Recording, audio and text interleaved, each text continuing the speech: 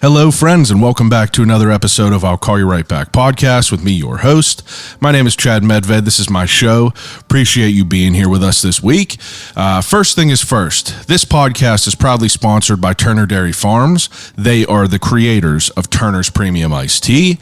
If you're from Pittsburgh, you know what Turner's Tea is. Iconic, you know, the orange carton, you know, fueled by Turner's, the whole deal. If you're from the city, you know what it's about.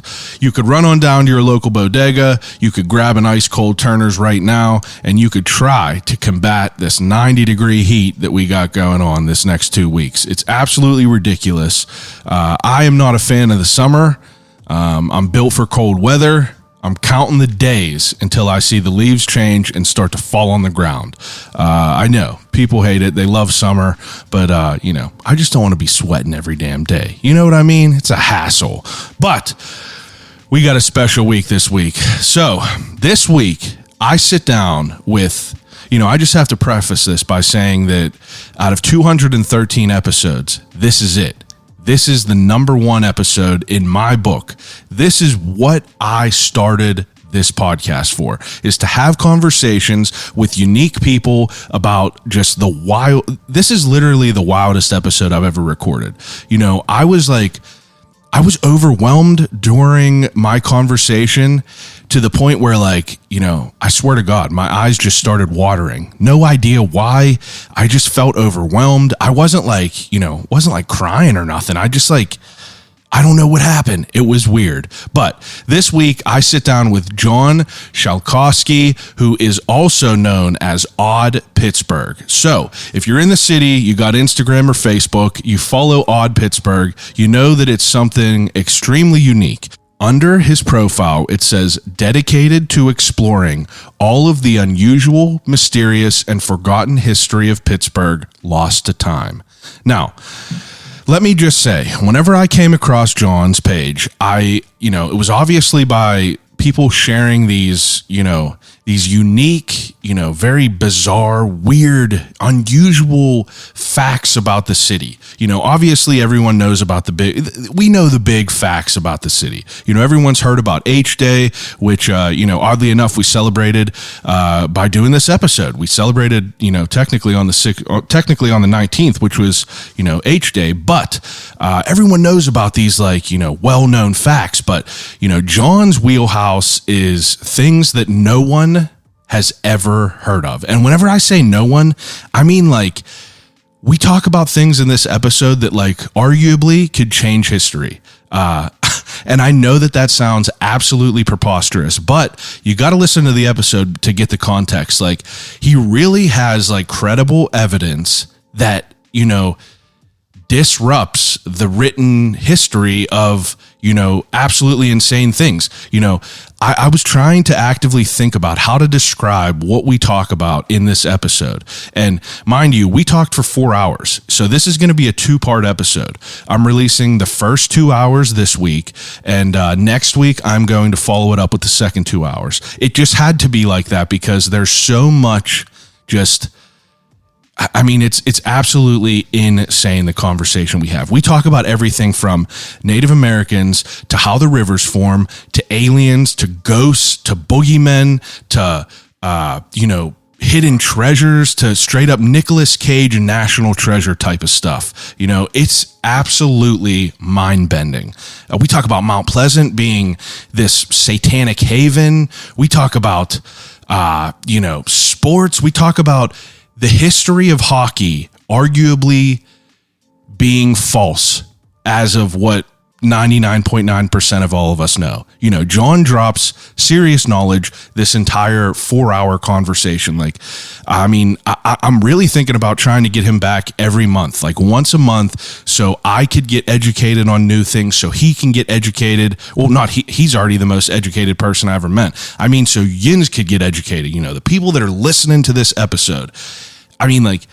Whenever I say that this was just an intense conversation, it was mind-blowing, absolutely mind-blowing. So, I'm not going to just sit there and talk your ear off, but I want to, I urge you to go on Facebook and look up Odd Pittsburgh, or go to Instagram and look up Odd Pittsburgh. If you have not already, scroll through some of these posts and just start clicking on anything, literally any of the posts that you have.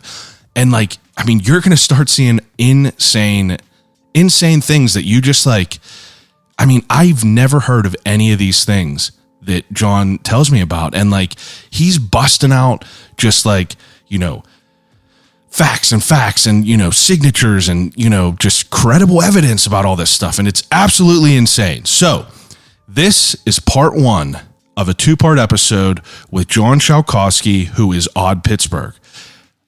I'm excited for this episode. I want to hear feedback when Yinz are done listening to it. Please, you know, reach out to me, reach out to John, and just, you know, post this episode up, because like, I feel like this is some really big shit. Like, I'm not like blowing smoke. Like, this is a pretty wild episode. Do me a favor. If you haven't yet, rate on Spotify the podcast. Follow on Instagram at I'll Call You Right Back. Follow John on Instagram, Odd Pittsburgh, and just like, you know, share this episode with someone who loves the city, because like, as a Pittsburgher, the stuff that he was telling me is like, you know, it's pretty monumental. So I'm going to leave it at that. Without further ado, episode 213, part 1 with John Schalcosky, aka Odd Pittsburgh.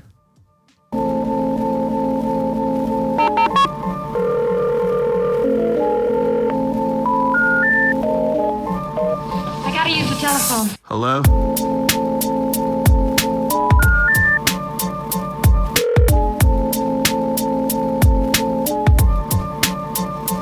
Telephone. I'll call you right back. Call you right back. Telephone. I'll Call You Right Back podcast. I don't have any limitations.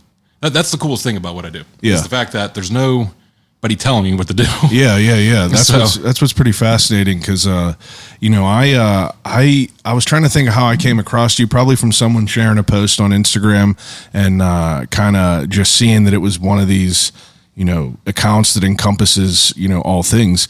And I came across it, you know, a few years ago. But you said you started this in 2015? 2000, maybe 14 now. And like, well, it all kind of cumulated up to Odd Pittsburgh. Yeah. Prior to that, since Facebook began, so like 2007 maybe? Yeah. 2008, me and this guy who was younger than me at the time, at that time he was like 16, 17, was just obsessed with local history. Yeah. Like hyper local history, like the North Hills. And I was too. I was always just like curious. That's what's where in you're my from own backyard. originally? Yeah. Yeah. I went to North Hills High School. Okay. And then and grew up right there in the North Hills. Yeah. And it was like, you hear these rumors about like strange trolley lines, or you know, where the old hotel used to be, or Yeah. all these stories. And there was kind of like things that were written prior, like in 1950, someone put together a book, 1970 something, somebody put together a book, and there was nothing. Yeah. So the only way you were going to find out the answers to any question you had about local digging. history is go to like the local library, dig, know exactly what article to pull up from the microfilm. You couldn't just like search for Perrysville or something. You had to like go page by page. Wow. There was nothing. So I literally had to beg like old ladies to climb into their attic, like dig up boxes, do all that type of stuff, and scan things. Sometimes like right in front of them, because they didn't let the photos like leave their possession. Sometimes the plug wasn't even like a 3-prong plug. Some of these people were so old. I had to like run extension cords out their house just to scan like historical photos. Wow. So it started there. And then kind of we started seeing that like, oh, there's 100 other people who want to join like some kind of group. This is originally what it was like a group that you created. Yeah. And then and you asked people that were, you know, the elders around to, you know, to kind of pass down word of mouth. Kind you know, of. It was, stories. I wrote one of those books you could buy at Barnes & Noble's or, you know, on Amazon, those sepia covered books about local history. Yeah. I did one for Ross Township. And at that time we had like 30 known photographs, period. Really? Yeah.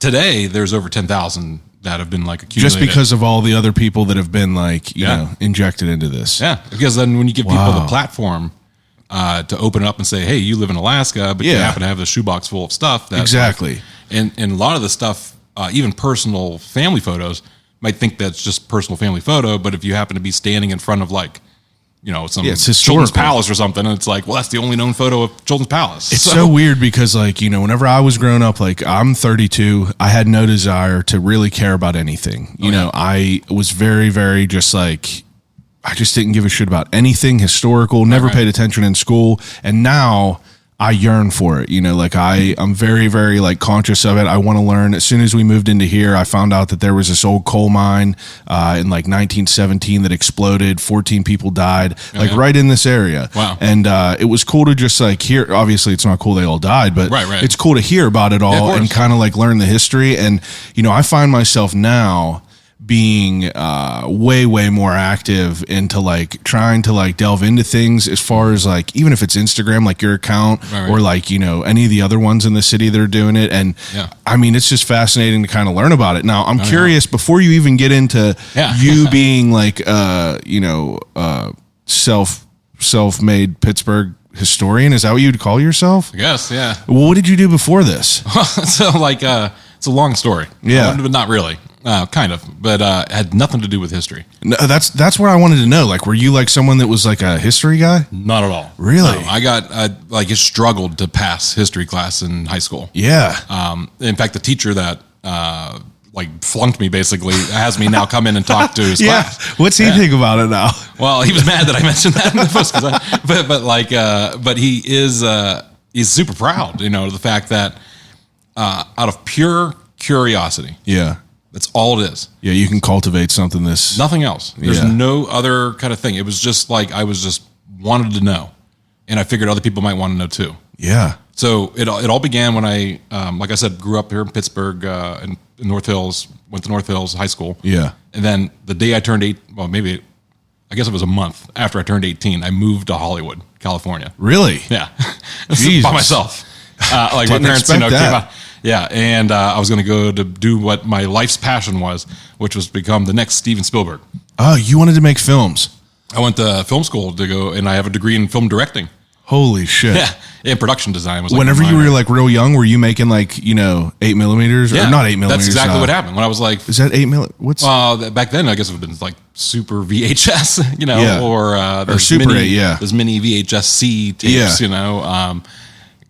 prior to like mini DV cameras, I guess. It's still like actually on a camcorder. Yeah. VCR. But like I hit that kind of movie making passion hit me. Yeah. It was actually my first job ever was working at a movie theater. Ugh. And then I got a job working at Hollywood Video as like a second job. That's like everything that I want in life. Yeah. It was amazing. That's like I was just young enough to miss that generation. Like my brother's 6 years older than me. How old are you? 40. I just turned 40. My brother, he's 38 right now. So he, I just didn't have a job. I wasn't old enough to have a job, but like we were Blockbuster people. Right. Every weekend, Friday nights, my mom would take me and him. We'd go there, and that was like, my family owned a video store in White Oak. Oh wow. So like I grew up on in that culture, and it's like that's something that I felt like I was always like so pissed that like I was never like the stars never aligned, and I was never able to work in a rental place. Right, yeah. It was, it was awesome. Yeah, it had to be.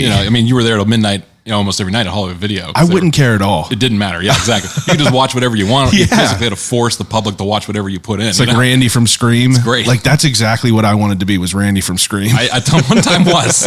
Yeah. So like it was all culminating up to this kind of passion to move to Hollywood. Yeah. And I did it. And what school did you go to? it was called the Los Angeles Film School. Okay. Real generic sounding. Yeah. But it was they offered like a hyper like fast track degree into film directing, and every teacher was either nominated or won Academy Awards. Yeah. Was this like a hard school to get into? Like film school. So I applied to so many different film schools, and that one, because it was in Hollywood. Yeah, that's why I was like, I'll go there instead of like NYU or something else. So like what type of like, prereq type shit did you do in high school? Did your high school have like resources for that? I made a movie, which you could, if you're creative enough, you could find it on YouTube. I actually wrote a couple movies. I'm on IMDb for one of them, called The Story of Adam and Eve. But the one that got me into film school was a bizarre VHS kind of documentary about this kid and his best friend, 12-inch tall Michael Jackson doll. No way. Who talked, and it was just like about their relationship, and like it was really bizarre. I didn't write it; like somebody else wrote it, but I did the voice of Michael Jackson and directed it and filmed it and like edited it and did everything you could possibly do, and just that kind of creativeness, I guess, behind it. Yeah. That's incredible. I know it was neat, but I didn't realize. When you go to film school, it's like it's an open book. They tell you have to learn everything. You have to learn like cinematography, editing, how to do grips, be a lighting guy. You have to know everything. Yeah. Then like later on, you choose what you want to do. And so directing was always going to be there because I wanted to be like Alfred Hitchcock or something, or Stanley Kubrick was my like personal guy. Absolutely. That's what really inspired me to go, was Stanley Kubrick. Were you like, you working in movies and stuff like that, and like VHS stores and stuff like that, you were exposed to like all the good movies early. Yeah. You didn't have like, you weren't allowed to watch R-rated movies. I remember the day that I got inspired to become a film director. And that was, I was at Borders Books of Music. Yeah. And they had that VHS section, with DVDs and everything. And I see this like poster and I was like, wow, this is such a weird looking, just like this poster. And it was Clockwork Orange. I swear to you, I was going to say, you probably watched Clockwork Orange at like... I was like 15 or something exactly. like that. Yeah. And I remember the guy at the register said, are you sure you want to buy this? It was like either this or that, And I knew because it was like a hard R that like I got to be careful buying this or whatever, just can't show everybody it. And but I became like obsessed, just like from the opening shot to like the music and how he used classical music. And because it was so like weird and like, you don't see... like weird shit like that. It's not even about the movie, what it's about. It's about the story. Like the cinematography of it. And then I was like, well, who's Stanley Kubrick? So I started digging into everything he ever did and that watching makes all sense. the student films all the way on to and everything. And I happened to be working at the movie theater when Eyes Wide Shut was released. Oh, shit. So I was there at the premiere and saw like he died right then. What was going on? Oh, my favorite thing to do was watch people walk out of it. I know. You're just like, that would be the fun. Tally. Okay, how many today? Because it's it's a weird movie. But that kind of passion, mixing the film and the music, became like an everlasting thing. Yeah.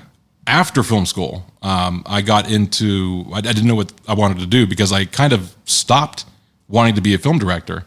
And while you were in school? While I was in school. How long were you in school there? I was like, I'd say maybe a year and a half in. I just became disinterested. What are you doing out there besides going to school? Nothing. Oh, okay, yeah. And what I ended up doing was I got a piano and I started playing piano like obsessively for like 6 hours a day. Jesus. And now I grew up, since I was 10 years old, I've been playing piano. Okay. As a child, I just assumed that that's what I was going to do when I grew up, was play piano for like a living. Oh, I thought you meant like that you were just like, oh, I'm going to just pick up a piano whenever I'm like 20 and just like become obsessed. Right. No. Yeah. Like it was always there. Yeah. But you like started to focus. Now because I'm in Hollywood and I see like the music, the importance of the music in the movies, I was like, well, maybe if I get like some kind of formal training in how to do that for real. Right. Scores. I could get me like a real job. So I go into UCLA. Afterwards for music, and I have a degree in like film composing and conducting, which was kind of pointless. The conducting, although now I use my hands a lot more than I used to. Jeez. Even then, it wasn't really kind of what I wanted to do. So like I had all this training, I had all these cool. I mean, I knew everybody you could possibly imagine. Like so many different connections in Hollywood and stuff. Yeah. And I had plenty of opportunities to work on different films and different productions and stuff. But I got like I didn't have a car when I moved there. Yeah. And what year is this? 2001. Okay. And so I walked everywhere, including to my school and back and to the grocery store, to everything. Yeah. I was in great shape at that time. But just walking up and down these streets of Hollywood, I started to notice things. Oh, yeah. And I'm like, this building that's like all boarded up, like this big movie theater. I can't remember. It's called the Pacific Theater. It had these two big like radio towers on top. And it was such like an epic looking building. Yeah. Just boarded up. No one even knows. There's no sign out front. No one knows what it is. These amazing sculptures and all these, and like you can tell, it costs a ton of money. Hell yeah. And people just don't care. Walk right by it. Yeah, nothing. Yeah. So like at that time, being from Pittsburgh, I knew that book Pittsburgh Then and Now that existed. It was like, here's an old photo and here's the today photo. Just like kind of like a book like that. nobody ever wrote one for Los Angeles at that time. So I was like, well, I should go in and maybe try to do something, at least for the city of Hollywood, like not movie history, but like what's the history of this exact intersection? Can I find like an old photograph? And my production design teacher was kind of like the inspiration behind this of matching up like new photograph to the old photograph. And, and then you have to come through like a budget and say, okay, I'm going to need to take out these street lights. I'm going to need to put this in there to make it look like 1930, or I'm going to have to take this away or whatever. So it's kind of like, you were recreating kind of like a practice. Yeah. But then I start getting like really into that and saying like, like what is the history of Hollywood? Like, does anybody even know? Like I can't find any book. I found one book. It cost me $100. I remember at that time. And it was for the anniversary of like, from 1972, like anniversary of the city of Hollywood, because everything you find is just about the movies and not about the town. And wow, that was kind of where it got my interest changed once again. And I'm sure they will change again. Yeah, like I'd make no mistake about it that like even though I'm passionate about doing this, I know maybe one day it might not be there. Oh yeah, I'm right there with you. Yeah. I'm very flippant. So it's kind of like. Now it's totally different than how my experience was back then. But that is kind of when I came back to Pittsburgh, what inspired me to start doing history stuff for real. Now, curiosity. Let me ask you a couple things because just for some context, I'm curious. Now, parents, what do they do for jobs? I'm curious. My dad worked in the insurance industry for like 30 something years. Okay. Doing like brokerage firm stuff, which is what I do for a living. That's how I pay for everything. That's your full-time? My full-time job, is like working for this insurance brokerage firm that brokers deals between insurance companies and banks. It's very complex. That's what he did.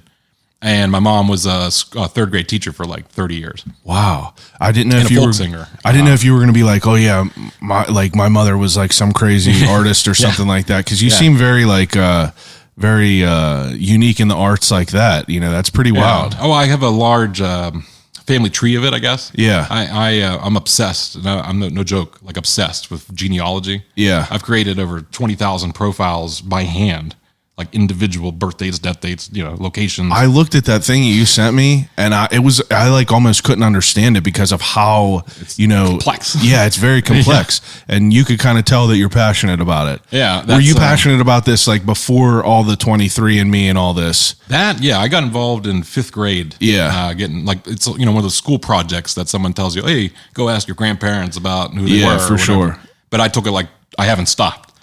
See, like that's like stuff that like I didn't take advantage of, that I just like did not care about. Like my great grandmother was still alive while I was like 16. She died when she was like 104. Wow. And it's like I got to spend time with her, but it was like, spending time was like, just bullshit. And like I was too young to be, conscious enough to ask her about like, the interesting shit. Like, right. like where were you from? Like, you know what I mean? I still don't know the answer. She would have known, crazy.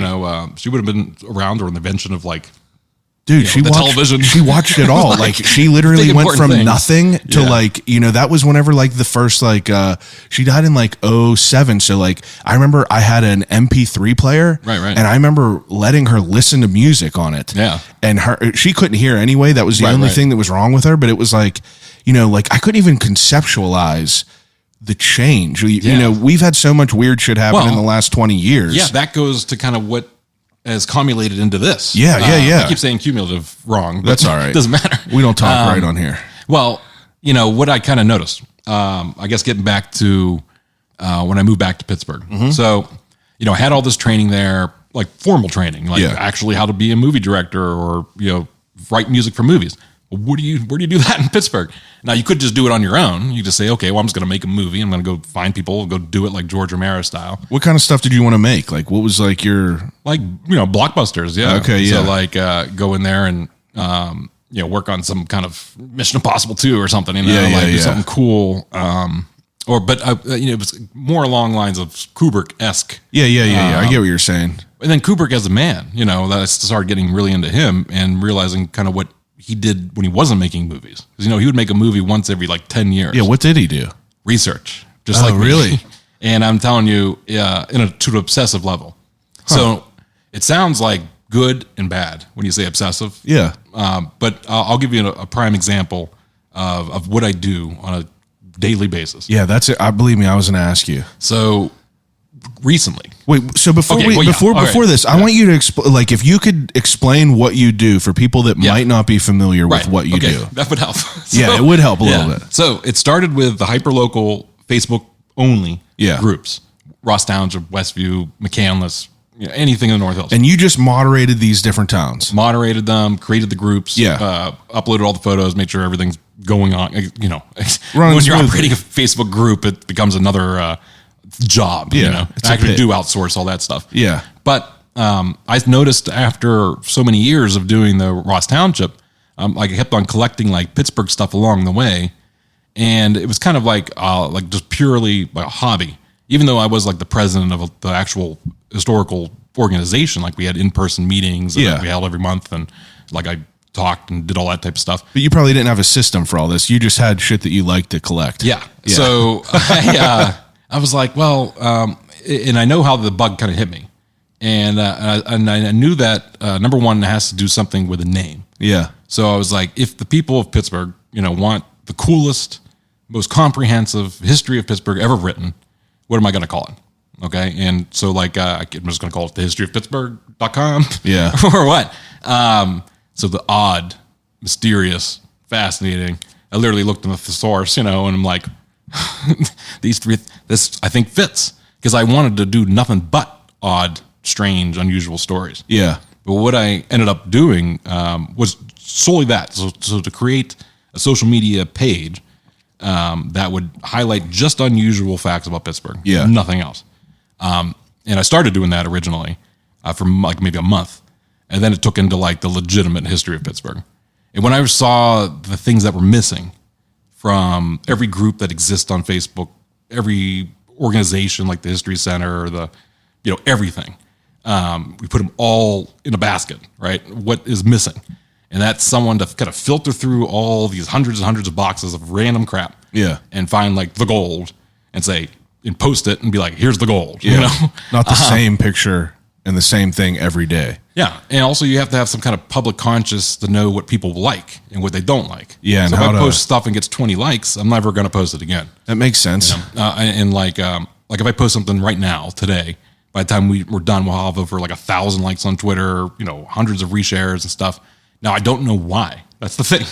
I kind of know why, which is, posting unique material that no one else is going to find, and doing things to the material, editing it, expanding upon it, like colorizing old photos, which we could talk about later. Yeah. Same with video footage. But like, how do you take history and kind of, and it's actually what I do for my real job with life insurance, is how do you take this You complicated have to make thing, it snackable. yeah, this complicated thing that's like 100 pages long, and condense it down to one page. Yeah. Where it's like legitimate, tells the story somehow. One thing that's consumable to people that aren't going to be like, I have to read 15 pages. Nobody wants to read 15 Exactly. pages. I mean, I do, but not, nobody else wants to read 15 pages. They want someone else to do that and then tell them the good bits, the quick notes of history.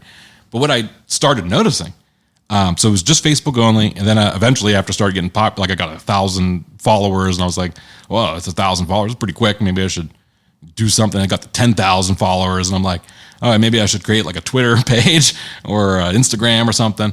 And now there's 250,000 people. Well, what do you think? What do you think started to gain you traction on Facebook? Just people sharing the other things? Yeah, I would kind of like politely spam other historical groups. Yeah. So I'd post like the thing I know which was cool that I could not be found. But if it had easily. something to do with like Ross Township, you'd post it in there. Yeah, that's I cool. still do. Yeah. I still continue to operate all those other groups along with the Odd Pittsburgh stuff.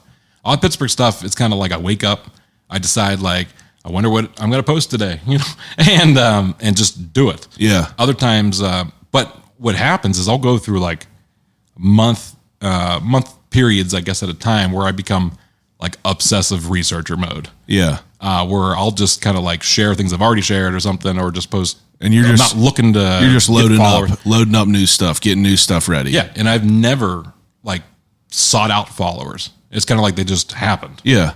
Even on Instagram, I got like 50,000 followers, and it's like, I never just did it. Yeah, it just happened. Yeah, organically.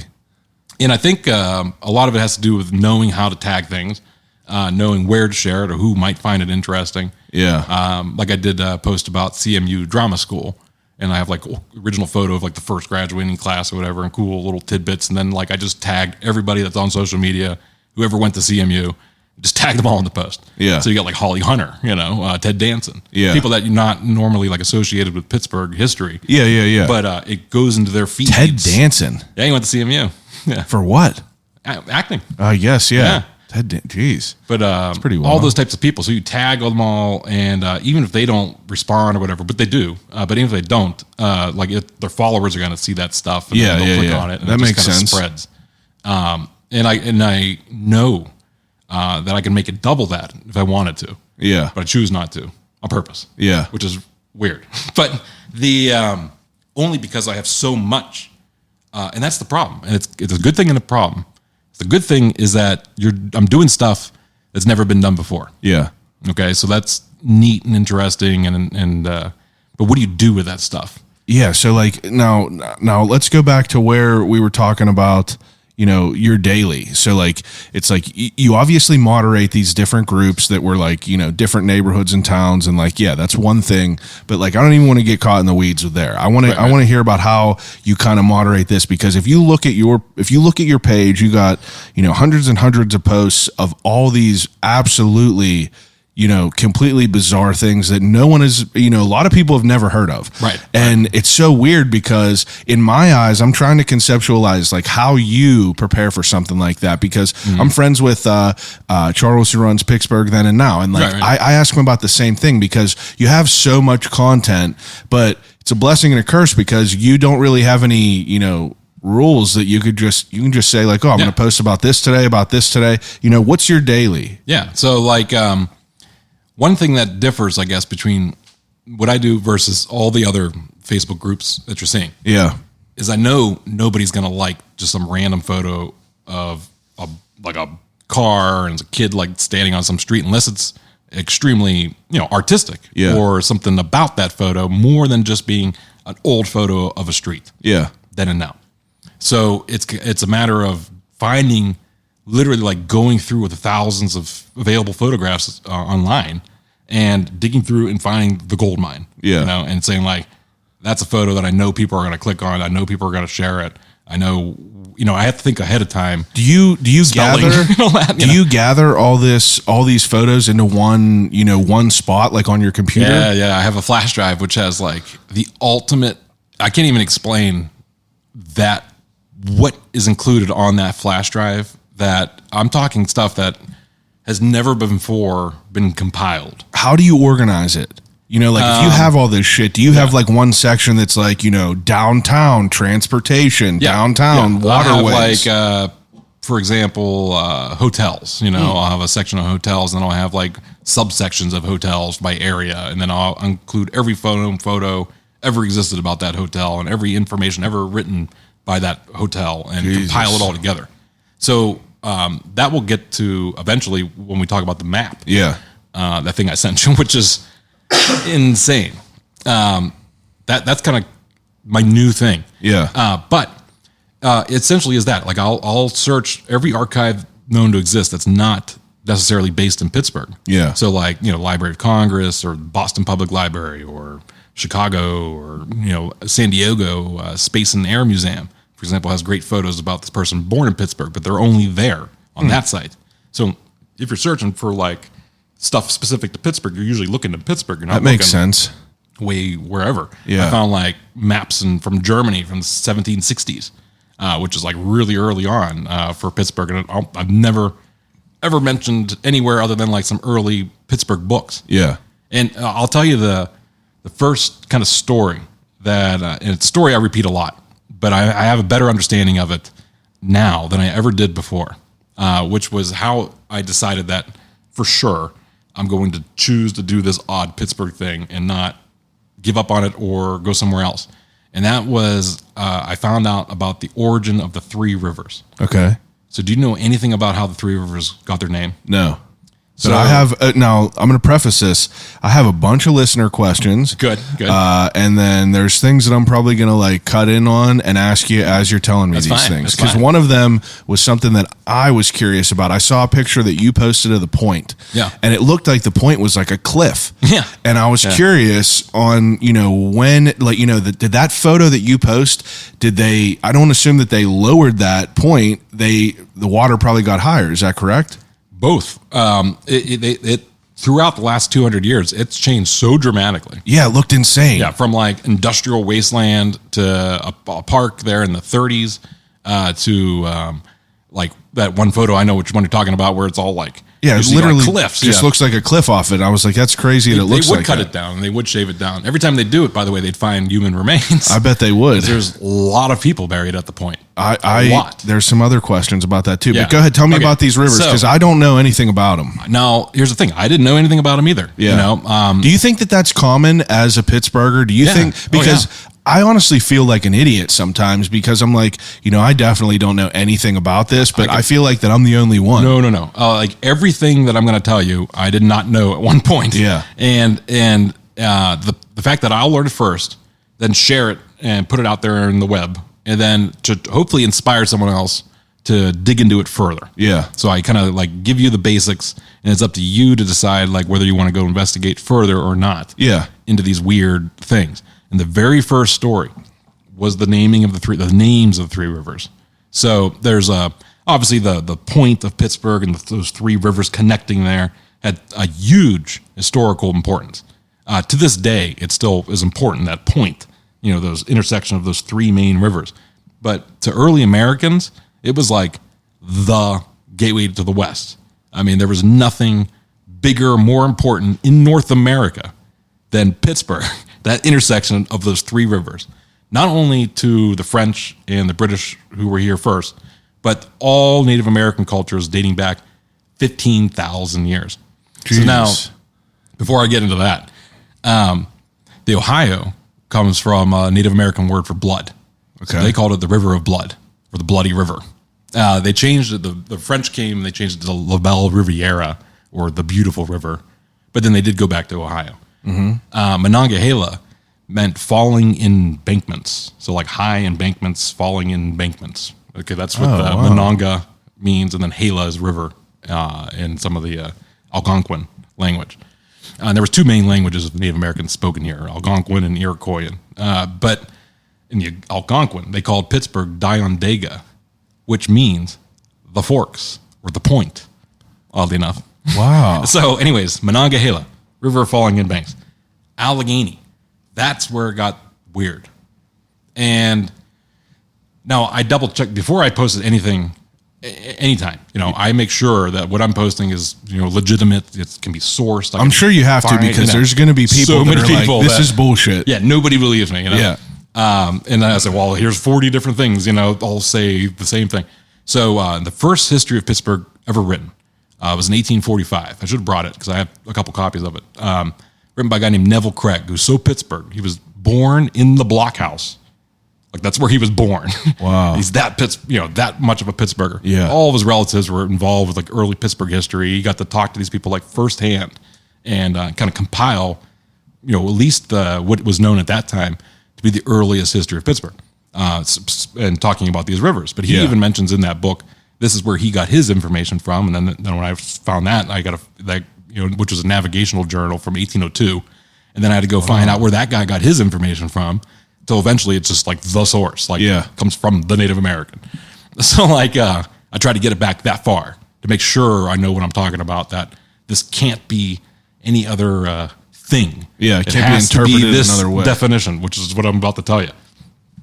Allegheny was apparently named after an ancient race of Native Americans, not related to the Delaware or the Iroquoian. They were talking ancient Native Americans who were apparently giants. Giants. The now, McKees, yes. The giants.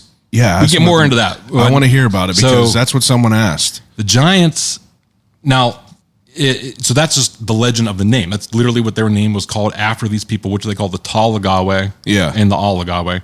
And then you find all these articles later in the Post-Gazette, which is kind of what I'm doing at the moment, but I'll talk about that later. but I've been tracking down every single found Native American burial ever like uncovered by accident or on purpose in Allegheny County. I'm compiling it all. Now, a lot of this, nothing is written down at Carnegie or at anywhere else. It's only to be found sometimes in like little tidbits of the newspapers. There's one in White Oak, just for heads up. They're everywhere. Yeah. So like they said at one time, this guy said, I was reading this navigational journal from that time, and he said basically like as far as you can see, if there's anything that looks similar to like some sort of mound in Allegheny County, just assume that it's a Native American burial ground. Jesus. There's hundreds of them.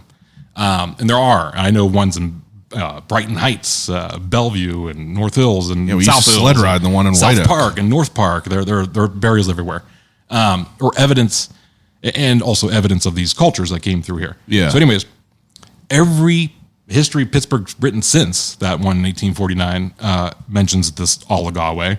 Everyone prior to that mentions this Allagawe, these tall people. And I'm like, well, what's going on here? It's like, why didn't anybody ever tell me this? Like, I've never heard this talked about anywhere. Like ever in school, let alone in like a museum or any. There's just zero mention of it. I feel like you can't really hold any sort of what you're taught in school. Well, you can't. Yeah, I mean, it's not their fault. It's not the fault that the Carnegie Museum doesn't know about it. Because nobody was there to tell them. That's what I mean. But it's like, how are you supposed to learn all? You can't expand all this in 9 weeks. Right. It's crazy. So I was like, well, I have to get to the bottom of this story. Yeah. And number one, track down every mention of this race of people throughout time, and already kind of published like where it appears in print. And then also the next thing, which was all these archaeological digs that were found all over Pittsburgh. And just recently, I've been tracking down like to get like an actual official list. So I've been taking the time going through like every page, every year of the newspaper, just typing the word skeleton and just reading everything ever written about skeleton in the newspaper. I can do it real quick. That's what makes me like efficient, I guess, when it comes to researching old newspapers. I could do it like that. Yeah. And but what you find out is that 75% of the burials that were uncovered here in Pittsburgh, not just that one that I usually mention, which was the one by the curator of the Carnegie Museum, where he and a team of people in Verona, like near Oakmont, discovered 8-foot tall people buried in like a cave in the hillside. Really? Now you think if it's like, okay, well, it's just a one-off, some guy with Shaq and everybody else, who knows? It's not the case. It legitimately turns out that out of all the things I just researched just this week, from like 1861, there's a burial, 1849, there's one, 1910, and you name it. Pretty much all of them contain people 7 to 8 feet tall. Holy shit. Because whenever someone submitted this and said, ask about the giants of McKees Rocks, I Googled that and I was like, what the hell could that be? And then it was saying that people excavated it and like there was like skulls that could have been taller. But McKees Rocks is unique because McKees Rocks was initially, there's such a name, you could do a whole episode on nothing but McKees Rocks burial mound because there's so much stuff that went down. Like the very first curator of the Carnegie Museum ever was hired to go do that dig. While there, like the first night or whatever, lightning struck their tent and killed one of the workers in McKees on top of that hill. Holy shit. He quit, that first curator, that week. And another guy named Frank Garadette came in, and with a bunch of ragtag guys, like 3 guys he hired off the side of the street, had to come in and just start digging up this big hill. Everything was destroyed. When was this? What year? 1896, I think. Jeez. And people throughout all of recorded Pittsburgh history have talked about that mound. It's a hugely important thing in early Pittsburgh navigation. Where's it at in history. McKees Rocks? If you go over across the McKees Rocks Bridge towards McKees Rocks, look to your bottom, like that island that's on the left-hand side. There's a cement factory. That's the mound. Oh, my God. Now, it was so well known that, George Washington wrote about it. All these other people wrote about it. There was people using the mound, not even as burials, but as like actual Indian encampments. And there was a guy named Chief Shingus. There's a Shingus Street named after him. And he was also known as Big Beaver. He had a literal like village on top of that mountain where people came to see him and stuff at one point. So it was like a big, weird, unwritten history that nobody has ever compiled other than this guy in 1849 and some other things. And I'm like, well, what do I do with this information? So I was like, I got to create some kind of page that I could, because I'm sure someone else is going to want to know this. So whenever you I did first it. started That's learning about this, you couldn't find anything, Nothing. around here that had that? Nothing. There's And when nothing. was this that you started that doing was this? that was like the first post, I think, was my that God. particular post. That's and crazy. It's been weird ever since. And like, It's been weird ever since. I've dug into like every bizarre murder mystery, every single. There was a female serial killer that existed in Pittsburgh at one time during the Civil War. Really? Yeah. I mean, there's so many things and stories Jeez. that are just lost because prior to doing what I do now, so 10 years ago, I would not be able to do what I do. I maybe a little bit, but nowhere near as comprehensive as it is today. And that is thanks to technology. Oh, yeah, I bet. For the first time in human history, we're having access, unfiltered access to everything ever written before. Most organizations like the Carnegie Library or the all the different, Duquesne and Carlo, like all the different organizations all have started to scan everything they got. And put it on a online online. database. Historic Pittsburgh's got like just a tiny, like 10% of what they actually have, and they have a lot of stuff. Wow. That's only a tiny little smidgen of what they have. Heinz History Center, all of them started uploading everything. And I'm like, but they don't know what to do with it. Like, I've been in personal consultations with all the higher ups of all these places I just mentioned, of like, they're asking me like, well, why are people clicking on your stuff and not on my stuff? Because like, you think of coming from like a legitimate source, they would click on that first or something, but they don't. Like, they click on the weird or the unusual thing or something. Yeah. But I have to be careful not to, to make sure that it's correct and make sure to include them on this journey. Yeah. Because the goal is to solve these mysteries as a team and not like just me as one guy. Yeah, you're not like gatekeeping. You want to Which at the share moment it with everyone. basically kind of is, initially. Yeah. Well, initially it kind of was. Initially, I didn't want people to know where I was finding everything, to be honest. Like, I purposely would not share where I found anything. Yeah, but no one is gonna, you're nuts in the way that you're the one that's gonna go through it all. Yeah. You could lead a horse to water, but not everyone's gonna go through and comb it all in. Yeah. So, but once I started finding those articles about the burials and then them legitimately finding people who were tall. Yeah. Now, the tallest guy ever in the Guinness Book of World Records is Robert Wadlow, who's that guy you see at that Guinness Book of World Records museum or whatever, whose dad was like 6'5", and he's like way above him. He was 8'11". So it's humanly possible to be almost 9 feet tall. Yeah. It's weird, but it's possible. And I legitimately have the conclusion that there were at one point tall Native Americans walking around who were buried here, and then they weren't unusually tall there, but they were as tall as Andre the Giant. Now, let me ask They you weren't this. 15 feet tall. But, So what's like the most recent excavating yeah. So time? Like, when is it? Because obviously now technology, you could probably carbon date some shit. There's probably technology to be able to, unpack this a little bit more than just saying like, hey, this looks like it's a little bit bigger than another person. There is. And the oldest known, it's kind of controversy in and of itself. Yeah. But in Meadowcroft Rock Shelter, I don't know if you know where that is. No. It's in Avila, PA. So it's up actually by here. Okay. And in the 1960s, one guy found like this groundhog hole and found stuff like Native American stuff, and started digging it. And it turns out it was like a much bigger than they thought, to the point where it was like became this rock shelter. And they carbon dated the things that they found there. And this one flint, like the top of a spear, dated 16 to 19,000 years ago. Holy shit. Not only making it old, right, for people to be walking around Western Pennsylvania, like, you usually think about, when you think about Pittsburgh history, you think about Andrew Carnegie. You don't think about some guy who lived here during biblical times. Yeah. Or 10,000 years before biblical times. That's what I mean. Like, this is like Neanderthal type things. Like, No, this is still after that. Yeah. So after that. Yeah, it's this was during the last ice age. Oh, yeah, I guess when people started coming down here and migrating here. But that documented radiocarbon dating, as kind of unfortunately, because it raises more questions than it answers. Yeah. But that would be the oldest known evidence of human habitation in all of North America. Not just Pittsburgh or Western Pennsylvania, but like in the entire country. But it happened to be here. The oldest people happened to be in Washington County and PA. Holy legitimately. shit. Now, even if it's not 16 to 19,000 years, still, it's like 15,000. Right? So, wow. So what I started to realize too is that I know nothing I got chills. That's about like Native very American. strange. Yeah, I know nothing about the I don't know real history. I don't know anything about it either, but it always fascinates me anytime I see it anywhere. That's what I'm working on now. Like, I've become obsessed with this idea of mapping and creating like an interactive way to tell the most comprehensive Native American history ever told in Western Pennsylvania.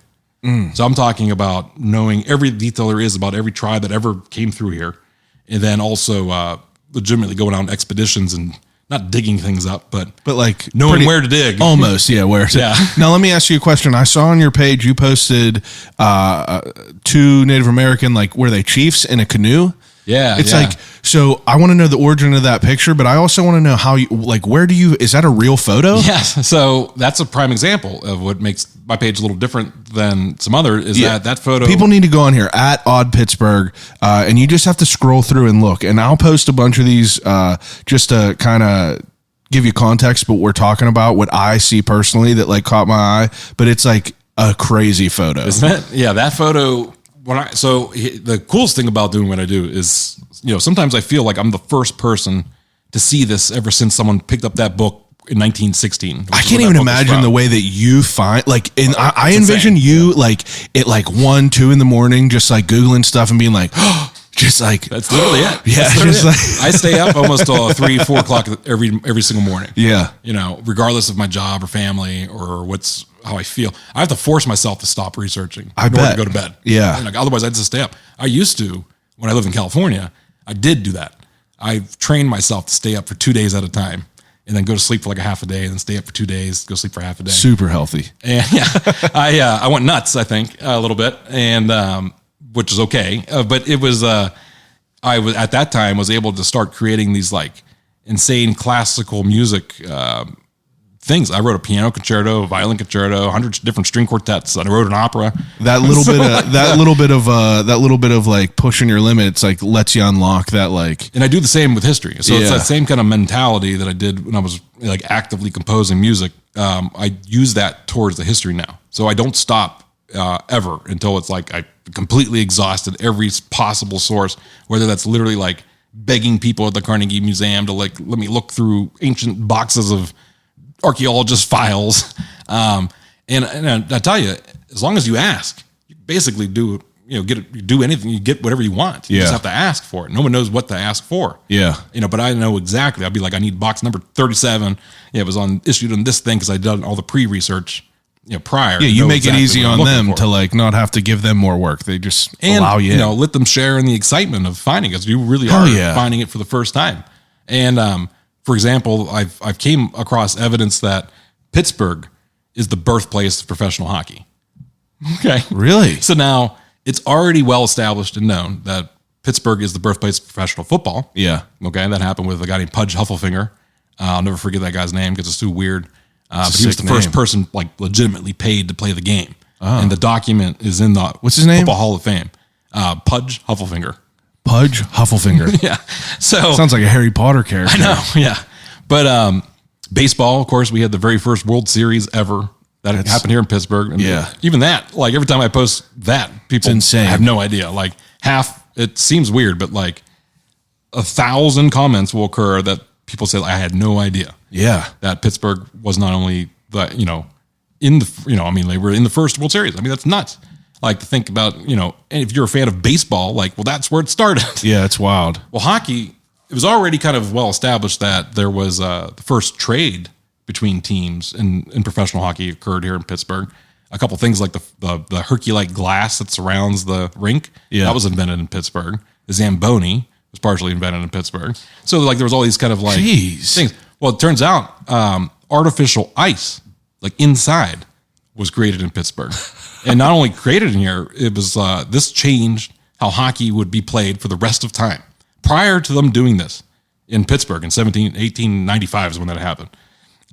You would have to play ice hockey like outside between November and whenever and hope that there was snow and stuff. Now in Canada, you didn't have that much of a problem. Yeah. But even they didn't figure out a way to successfully put ice inside other than just throwing water down there and hoping for, keeping the windows open. Jeez. So somebody did do that here, and they invented the machine. I even tracked down an ice and refrigeration magazine that existed that talked in detail about how they created it. And but that does date to the first. So it was the world's first hockey game ever played on artificial ice was here in Pittsburgh. But it doesn't stop. So I started, and I became kind of like, and that's what happens. Like I start looking for this information. I'm like, so tell me about the history of hockey in Pittsburgh, right? And the people will say, well, there's the Penguins, and then there's, I think we had a minor league team, and I think there was maybe the 1920s. It probably just causes a crazy spider web. It's like one thing you're trying to learn about, you probably learned 10 different things. So what I ended up doing for hockey was I was like, well, obviously this information does not exist. No one's ever taken the time to compile like a sequence of teams and what their colors were, who was on these teams, what was their scores, like what is the comprehensive history of hockey. So I joined the Society of International Hockey Researchers, which is the official team that researches things, you get credit, that type of stuff, and for discoveries or whatever. And I set out that task to try to compile hockey from the day one, from the time they even heard the word hockey, up until the thing I'm going to tell you, which was the birth of professional hockey, where people were paid to play the game legitimately, against the wishes of the Ontario Hockey Association, which was like the people who made the rules of hockey at that time. Wow, banishing all people from Pittsburgh for being professional hockey players at a time when that was not allowed in hockey. Hockey was considered like a virtuous Canadian sport. Yeah, and if you were paid to play the game, it was like a slap in the face of Mr. Stanley or whatever. Wow. It got so much evidence and so much stuff was piling up, including like in 1901, this one guy won the Stanley Cup in Montreal. 1902, guess what team he was playing for? Pittsburgh. Why would you move after winning the Stanley Cup to Pittsburgh if there wasn't a reason? So that's that. But then it turns out he was being paid. Yeah. And I've tracked it all down. That's why he moved here, is because he was getting paid. Not only that, but I got like the exact amounts each and every single pair. Who's paying these people?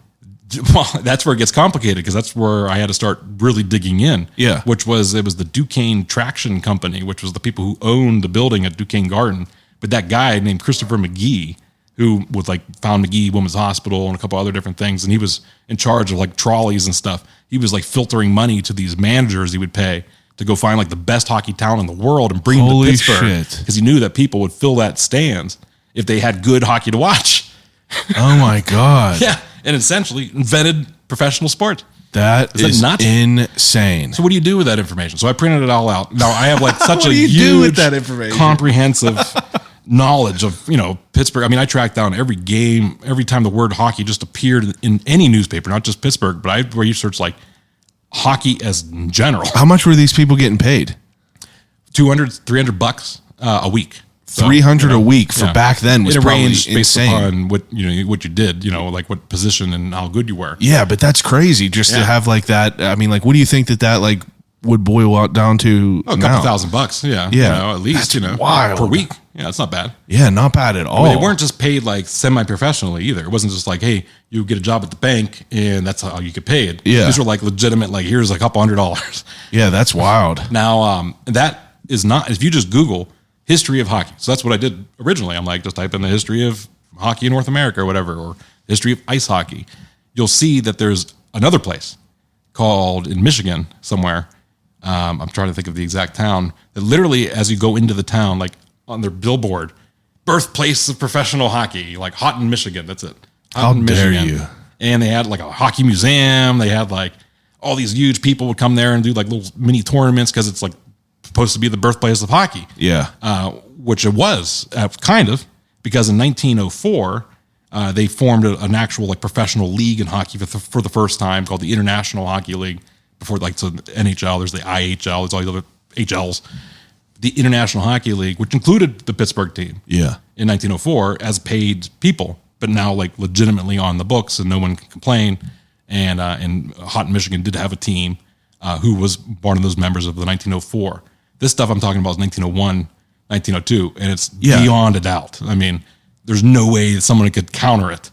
And so I went on Wikipedia and changed their Houghton, Michigan's webpage. Jeez. It took off. Wait, so you're telling me that in 1901, whenever this shit happened in Pittsburgh, Yeah. that's the first documentation. But Houghton, Michigan, is saying that this happened in 1904. They've had like the most hardcore hockey professionals from Canada write the history of hockey. None of them knew that this occurred in Pittsburgh. Now, Wow. and that is because of kind of what I was talking about earlier, is that with the advent of digitized newspapers, for the first time ever, someone can just type in the word hockey and literally read page by page, what happens. So do you think that people like Mario know about this now? No. So that's Oh the most my incredible God. thing. I told the guy who was involved with the Pacific Arena, one of the Roonies, about it a little bit. Because I said, now that you are given this information, Holy understanding shit. that you're more of a hockey town than any other hockey town in the entire United States.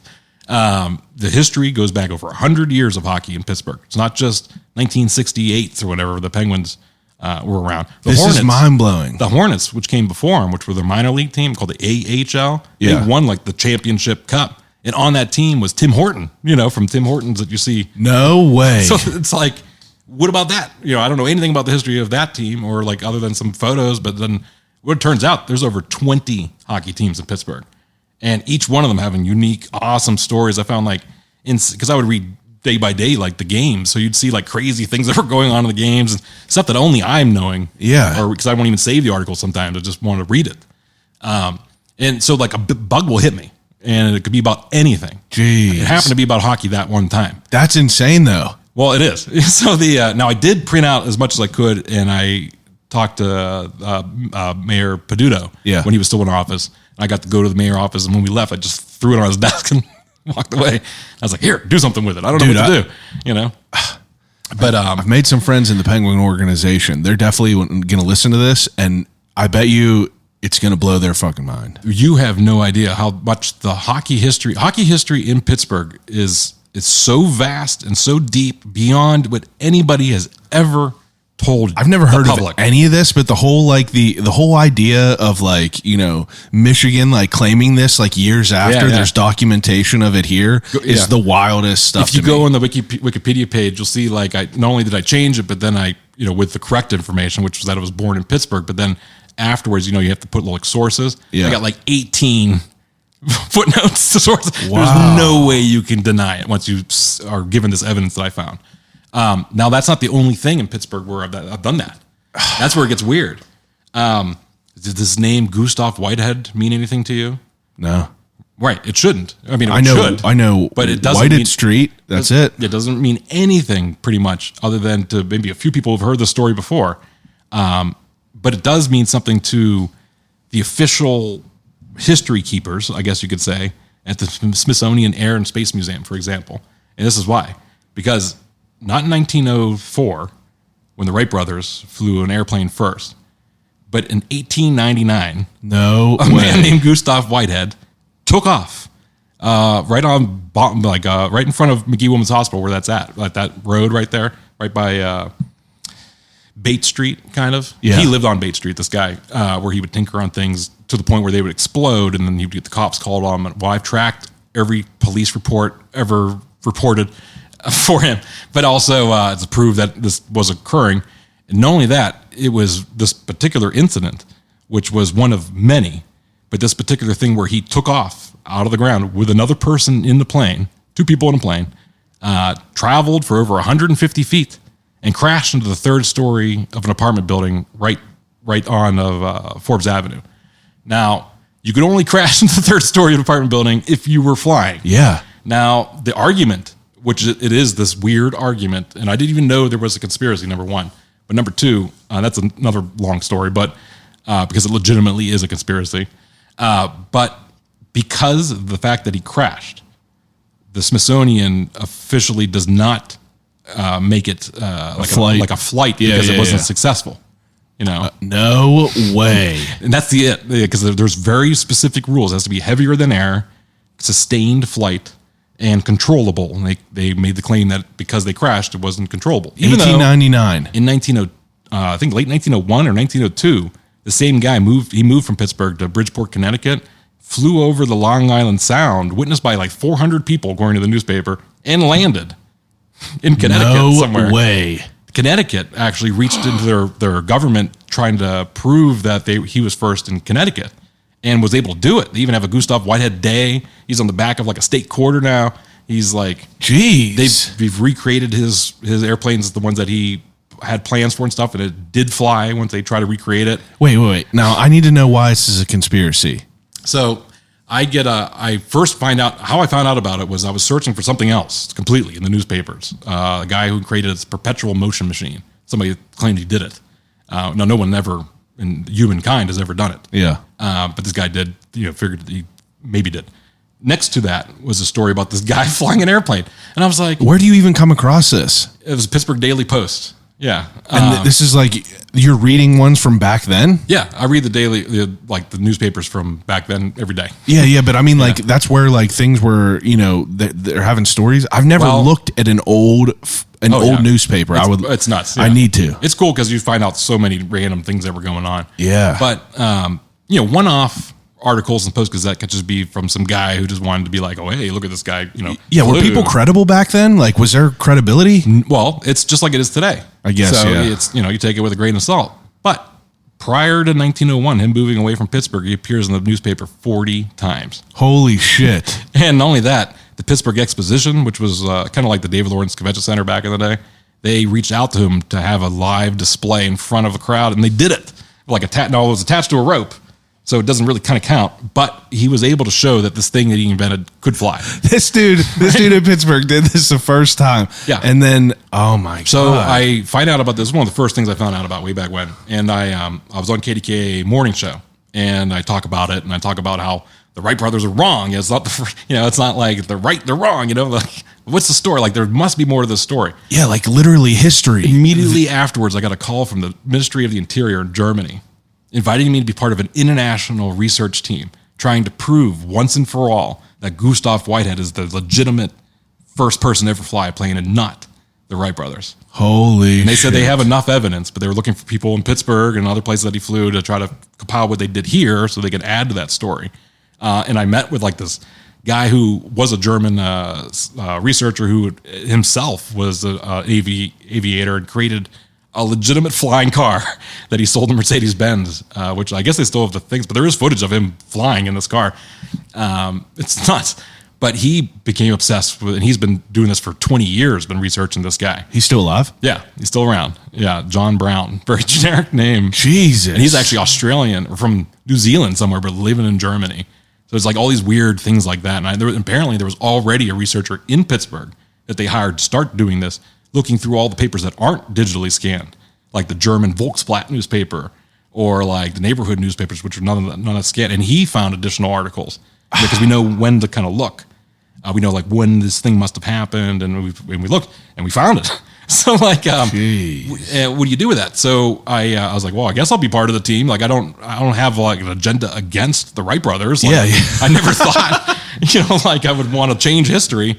But like when you're given or presented with that much information, Yeah, you're like, I feel like I'm obligated to try to make things right. There's more to the story. And it turns out there is so much more to the story. Like the Wright brothers themselves reached out to Gustav Whitehead before the flight, and there's records of all that happening. And one of the Wright brothers even wrote in his diary about Gustav Whitehead. Now, where does so whenever you say there's records of all this happening, Yeah. Is this just like family members keeping heirlooms? This is legitimate, ready for this particular thing, this incident, this flight that occurred in Oakland in 1899. Not only all the comprehensive newspaper articles that go along kind of corroborate the story a little bit, but that's just newspaper articles. Like you said, like how do you know the guy wasn't just making it up? They probably put his letter in there or whatever. Well, somebody a few years after this event happened, this woman named Stella Randolph decided to make it her life's mission to try to track down people who saw it or knew it, get signed affidavit, witnesses, notarized documents.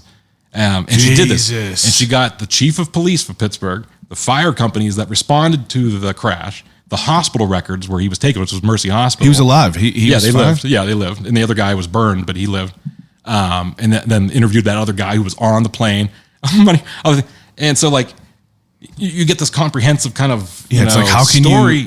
you What's going on? And it has a little bit to do with the fact that it's accessible now for the first time, where it wasn't 20 years ago. Nobody would have ever been able to find this unless you like did what this one dude was doing, which was going through page by page. Let me ask you this. So like you, as someone like you know, there's a random person in another town that's doing the same exact thing. You're a civilian. You're a regular human being. Yeah. We all have this technology. Yeah. You know, you find something like this that ultimately literally changes, you know, Recorded history. a vein in history. Yeah. You know, even the hockey, first professional hockey. It's like, do you think that the world now would be receptive to correcting? Oh yeah.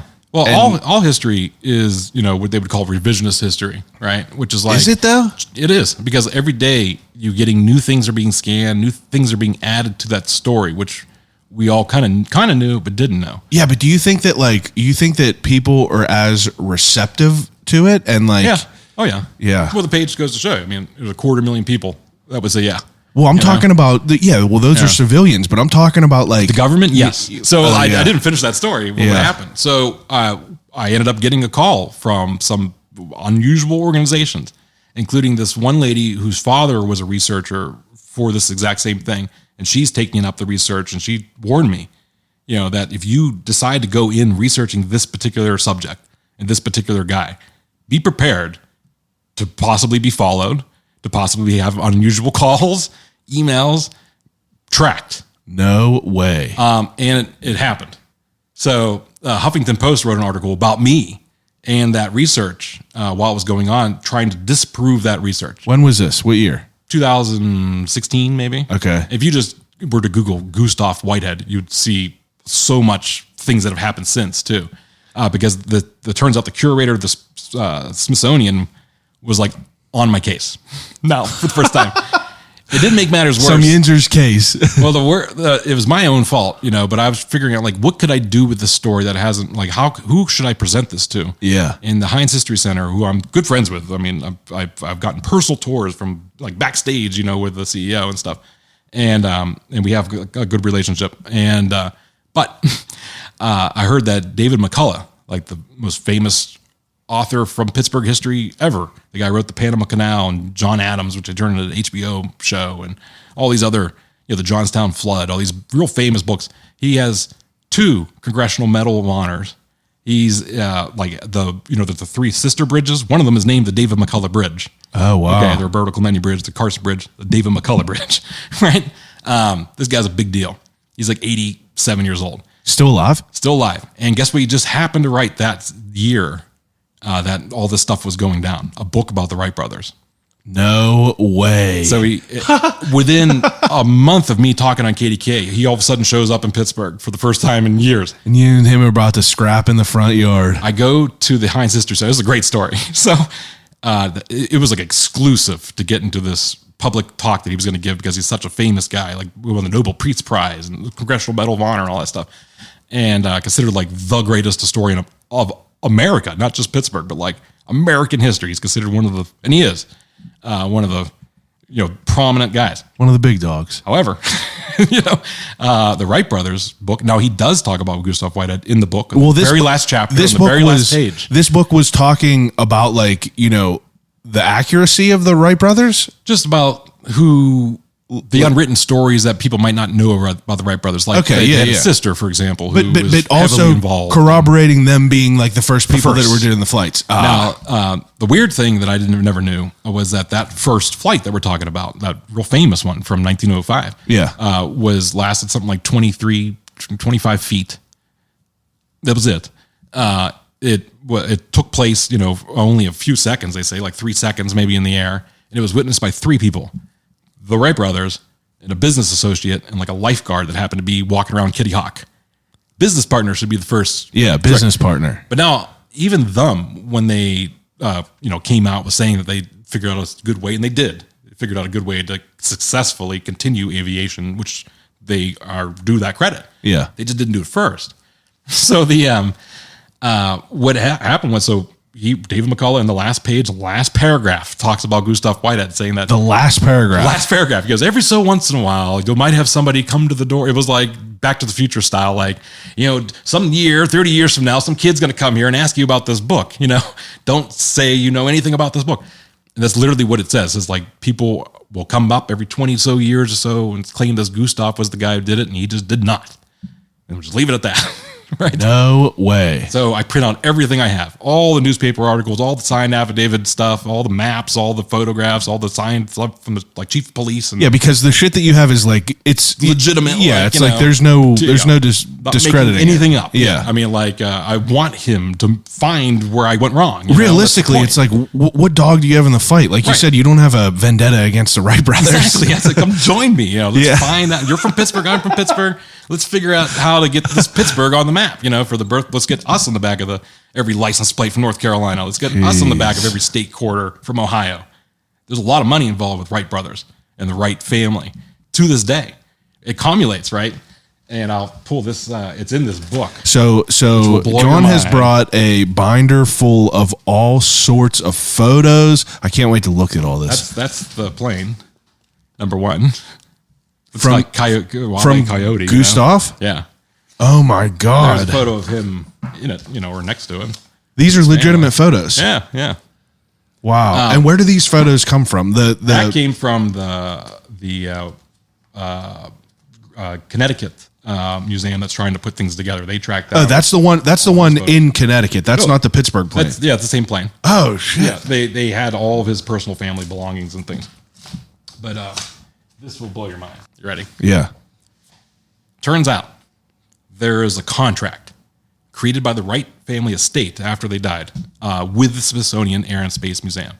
This contract was written in 1948, I believe. And it had to do with the deal that the Smithsonian Museum did with the Wright family to acquire the plane that's hanging there today, Yeah. the first plane ever to fly. Listen to the paragraph from the contract, which we were able to get from the Freedom of Information Act to get the actual contract, this research team. Neither the Smithsonian institution or its successors, nor any museum or any other agency, bureau, or facilities administered by the United States of America by the Smithsonian Institution or its successors shall publish or permit to be displayed a statement or label in connection with or in respect to any aircraft model or design of an earlier date than the Wright airplane of 1903, claiming in effect that such an aircraft was capable of carrying a man under its own power in a controlled flight. Wow. Literally history by contract. Is that nuts? That is There's more to the contract too, but that's, Yeah, they're basically saying don't bring up Gustav Whitehead because, these. Now, why do you think that they were so against, writing that right some there? of it Because people had to say it has to do with him being German. yeah, that's what I was going to say. It had to be they probably just wanted an American to have their name on it. Like crazy. This is like just insane to me. This is really just like, like it's just like it's wild because, what year this was 1908. Yeah. So this was written in 1908. This is like documentation of history by design. Literally Yeah, history by contract. Isn't that nuts? that's insane. Like I never thought. Like no one told me ever. Wow. that the Wright 25 brothers years old, might too. not Be the Wright brother. Yeah. So here's where it got kind of interesting, but it never really nothing happened from it. But David McCullough is going to show up to the Heinz History Center, okay, giving this public speech specifically about the Wright brothers the same week that I talk about it on KDK. Yeah, He is on KDKA the same, like a few days later. you knew that he was. No one knew. No one knew okay. this. It was just like out of the blue. The curator of the Smithsonian Museum scheduled this particular meeting to happen in Pittsburgh that week. He was scheduled also to go on the morning show on KDK where they did ask him about Gustav Whitehead. But this was after the fact of something that occurred at the History Center.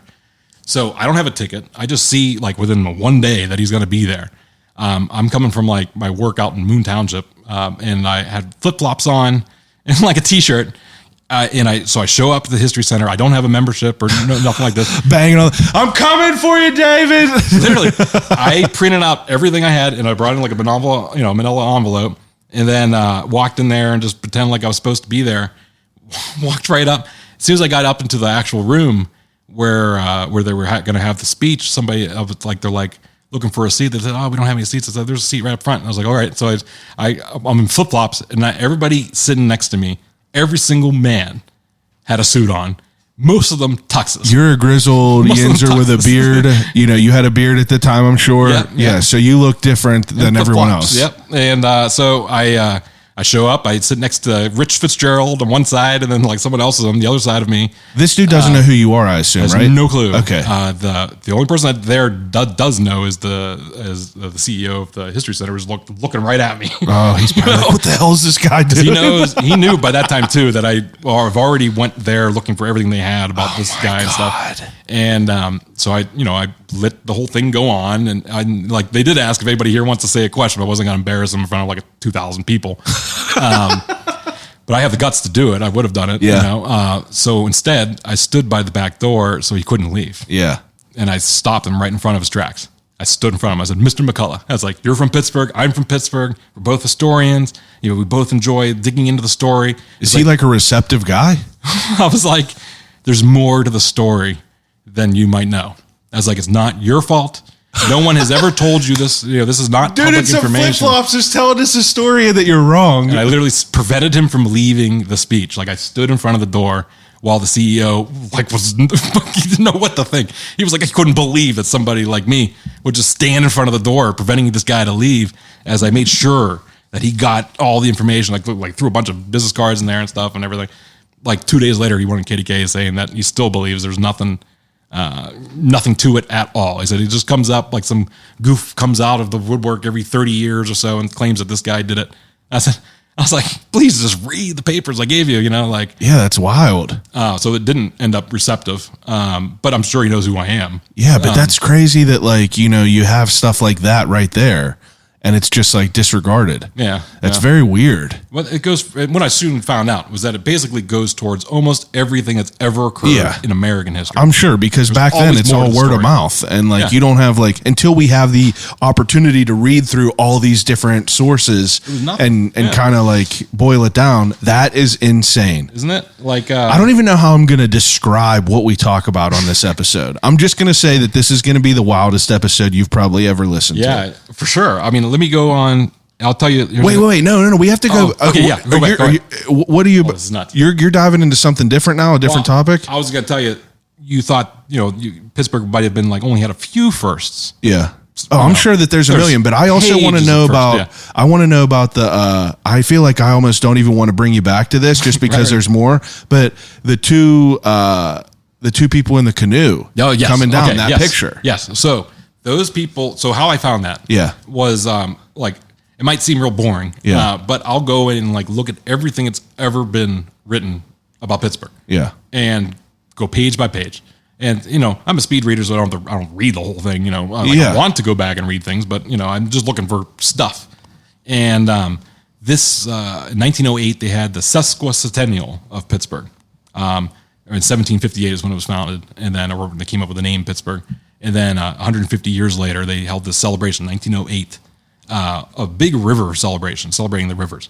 So they had steamboats coming from all over the place and invited descendants of William Pitt, descendants of William Penn, all the big things.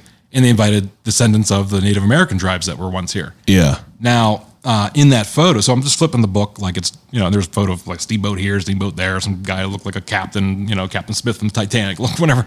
And I'm like, all right. Well, then I turn the page and there's that photo. Wow. And I'm like, oh my God. I was like, what? It was just a tiny little photo and the tiny little upper section of some random magazine published in 1908. And that's a real photo? Yeah. That's crazy. I looked into it and find out who they were or where they were coming from and stuff. And that kind of immediately struck me as kind of that crying Native American ad that everyone talks about, that, he's presented with the dying forest and there's the Native American, crying. And it's kind of the Pittsburgh version of that. Yeah, because everyone else is in these high-end boats and steamboats and everything. They're here, it's covered in smog. And, everything's been destroyed. But the perception that we all have about the Native American history in Pittsburgh is vastly different than most things I've read compiled so far. People have tried to do it. For all these subjects, people have tried to do things. But because they were limited to the technology, it's only good up until 1953 when the book was written. Yeah. And it's up to you to take it further and to continue what this guy researched and look into what he did, find his sources, find out there's even more you can add. And so I'm doing that with Native American history now. And that is insane. I did not realize, and this is the coolest fact, because I could go all day about Native American history, but there was 2 time periods of Native American history in Pittsburgh. Ancient Native Americans Those are those ones that we talked about going back almost 20,000 years. Yeah. Up until biblical times. Okay. And then you had the groups that started coming here around 1650 onward. Yeah. And that is what when we think about Native Americans or what they might have looked like or their culture or whatever, it's those groups of people that we're talking about. The later group. The later groups. Yeah. And included, and what I found out was that, and I didn't know this, that there was just one native group to Pittsburgh. In fact, none of those groups of people that came here to Pittsburgh were native to Pittsburgh. Not one. Now, all the Seneca Nation, all the Delaware, all the Mingo, all the Wyandots, the Onegas, the Mohawks, the Mohicans, the Onondagas, these are all tribes that traveled through Pittsburgh, the Seneca Nation being the biggest. And they were the ones that conquered most of these other little tribes. Why were they coming here though? Like, what was the reason for them? That's what made it. That's what I just found out, and I'm telling you, this is a revelation I just had like 2 days ago. And that is they came here for the same reason that we all came here. The same exact reason. They were kicked out of wherever they were from. Our case happened to be Germany or Scotland or Ireland or wherever, or Philadelphia or whatever. Like they're moving west. Yeah, they were the same. The Delaware were kicked out of New York. They came to Pittsburgh. The Ohio, Mingos came from Ohio. The West Virginia people came up from West Virginia, and they all settled at the Point, the Pittsburgh, the golden melting pot of all cultures, including Indian, Native American. So who knew? Now that particular picture was of the Seneca Nation, which was of the chief corn planter, which was a real guy, who was one of the last big chiefs of that tribe who happened to conquer the other native tribes. And they were constantly reabsorbing conquered tribes, and the culture was very vast. And it's not what you think it is. And it blew my mind. And then, so what I do is I take it a step farther. So I not only am I compiling like an epic list of all the chiefs, every sub-chief, like how they're all related to each other, like when they were born, when they died, where they're buried, all that type of stuff, where every Indian village ever was in Allegheny County. I've tracked down the spot. I'm trying to actually map it on Google Maps. Yeah. So that you could go there, even though it's kind of a weird, limbo world when you start doing that. Because you don't want to get people to go there and start digging up these burial mounds That makes sense. But I want people to know that they exist. Yeah. They don't know that they exist at the moment. That's a good point. I never thought about that. Like that's the negative of it all. Yeah. If someone told you, hey, don't dig there. There's an Indian burial mound. People were digging much documented. It's on it's on the map, here's all the proof that goes along with it. And then that might change someone's mind. I would never dig up a burial There is ground. nothing like that. You ever see Pet Sematary? Oh yeah. Yeah. So one of the things that I do, is not just, sit at home and read all this stuff. I go out and look. Yeah. So I've held multiple expeditions, looking for these things and found stuff. I found caves. I found weird things like that. But wow. My newest thing is that I've come across an ancient Native American camping ground, which 100% was indeed one. It's written about in every early history of Pittsburgh, and I know exactly where it's at. It's right in the North Hills, and it's at this real intersection, which I just thought it was the intersection where the Sheets was. I didn't think it was anything else other than, hey, the intersection where the Sheets is, where it splits. It happens to be one of the most historic spots in early American history with a combination of these two main paths, the Venango path and the Schalkowski path. And I've tracked down where Schalkowski village used to be, and this is where massive amounts of early American history took place in these places, just in the middle of the woods next to some stream that no one would tell you, no one knows. Jeez. Number two, no one knows where to look or how to look for it or what to do. And that happens for everything. I know where a couple of meteorites crashed in Shakur, PA, and Butler County. I know the farm. I know exactly where it should be. It's just a matter of going there with somebody with a good enough metal detector and go dig it up. Yeah. Now, Native American stuff, you don't want to dig it all up, but you want to work with them. And that's what I'm doing. I've contacted all the tribal leaders from the Seneca Nation, from all the different ones that are around. Wow. And said, I'm going to write your history, the history that they don't know. They don't know anything about their history in Western Pennsylvania other than the fact that they were here. That is insane. It's you're doing, so what with every topic that I happen to dig into, no matter what it is, I try to do it so much so and try to give it or pass it off, I guess, so I'm doing all this work. I'm up every night, like I said, 4 a.m., 3 a.m., reading, organizing, never ever posting one thing that I do on Odd Pittsburgh. Yeah. That's the thing. It's all behind the scenes stuff that my wife thinks I'm, going, I am kind of going slowly crazy when I'm researching that stuff. No, I don't eat, I don't drink, I don't sleep, I don't I just need to get this information because it's like I know that I'm on to something that no one's ever been on before. Yeah. And that it needs to be accomplished before I die type of thing, you know? Yeah. And it's like once you're finding like these firsts of everything, Yeah. it's like it probably just is like kind of, it's like Mega Man. It probably fills your power meter back up, and you're just like, you know. I keep found, going at it. and because of just having the exposure, I'll talk about this. Yeah, I want to know what that is. Yeah, so this was a random guy contacted me on Facebook and said, "Oh, hey, me and my buddy were out metal detecting in Beaver County, and this real strange." He told me exactly where it is. I'm not gonna say it out loud, but it's in Beaver County, nowhere near a known historical Native American village. Number one, so it kind of rules that out, which I thought is the only unusual part to this story. Here's where it gets weird. The first known like European person of non-native descent to kind of wander into Pittsburgh was around 1720s. Okay. A little bit after that, there was just like nonstop missionaries and fur traders and all this. Yeah. Until soldiers ended up moving here and staying here. What was it like prior to then? Now, if you read any early history of Pittsburgh book or any early history of America, not just Western Pennsylvania, this is how big this story is. It's not just, it happens to take place in Western Pennsylvania, but in this thing that this guy found in the middle of the woods. So anyways, he contacted me. He says, I don't know what this is.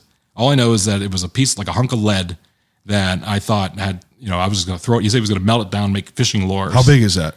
It's as big as your hand, maybe, Okay. a little bit under. Well, I didn't know if it was like the size of a coin or not. Yeah, it's about that, like a medallion size kind of. Okay. And he said it was all covered in mud and everything. And then when he got home, cleaning everything, he just saw there was writing on it, and then but couldn't figure out what the writing said or what it meant or what. Does it say Chev de la Salle? It does. 1609? 16. Well, it turns out to be 1669, but yes. Wow. So what that thing was that he found. Now, this is as incredible as it sounds. People, since the discovery of North America, nobody knew what was west of the Allegheny Mountains. Okay. Or north of Florida or south of Canada. Yeah. Nobody knew. People thought it was the Orient.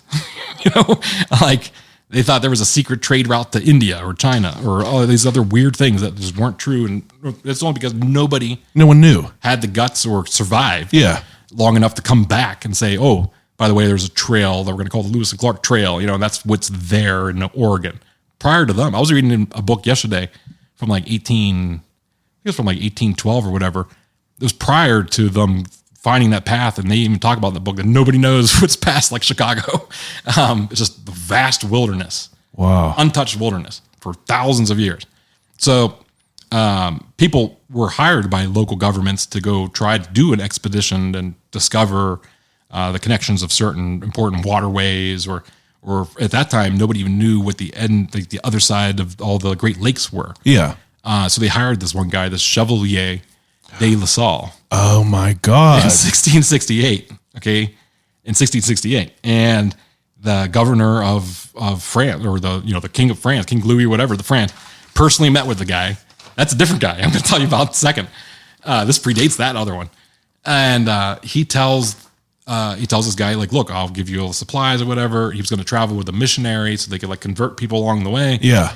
And they got to Lake Erie, and he became the first person to ever map the shoreline of Lake Erie in the history books or whatever. Let's like if you Google his name, that's what will pop up. Say his name again? Chevalier de La Salle. Chevalier de La Salle. He makes something happens at Lake Erie where he decides to split from the rest of his party, and they go back to Canada, Quebec or whatever, and he decides to go off on his own with provisions and everything and try to see where the Allegheny River goes. Turns out it eventually goes down to the Gulf of Mexico. Yeah.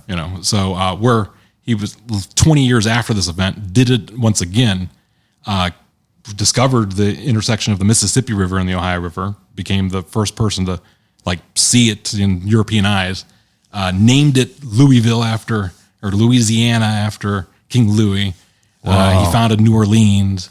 He founded the Gulf, part of the Gulf, first person ever to like find Gulf of Mexico per se, and was later mutinied, and all of his own men killed him.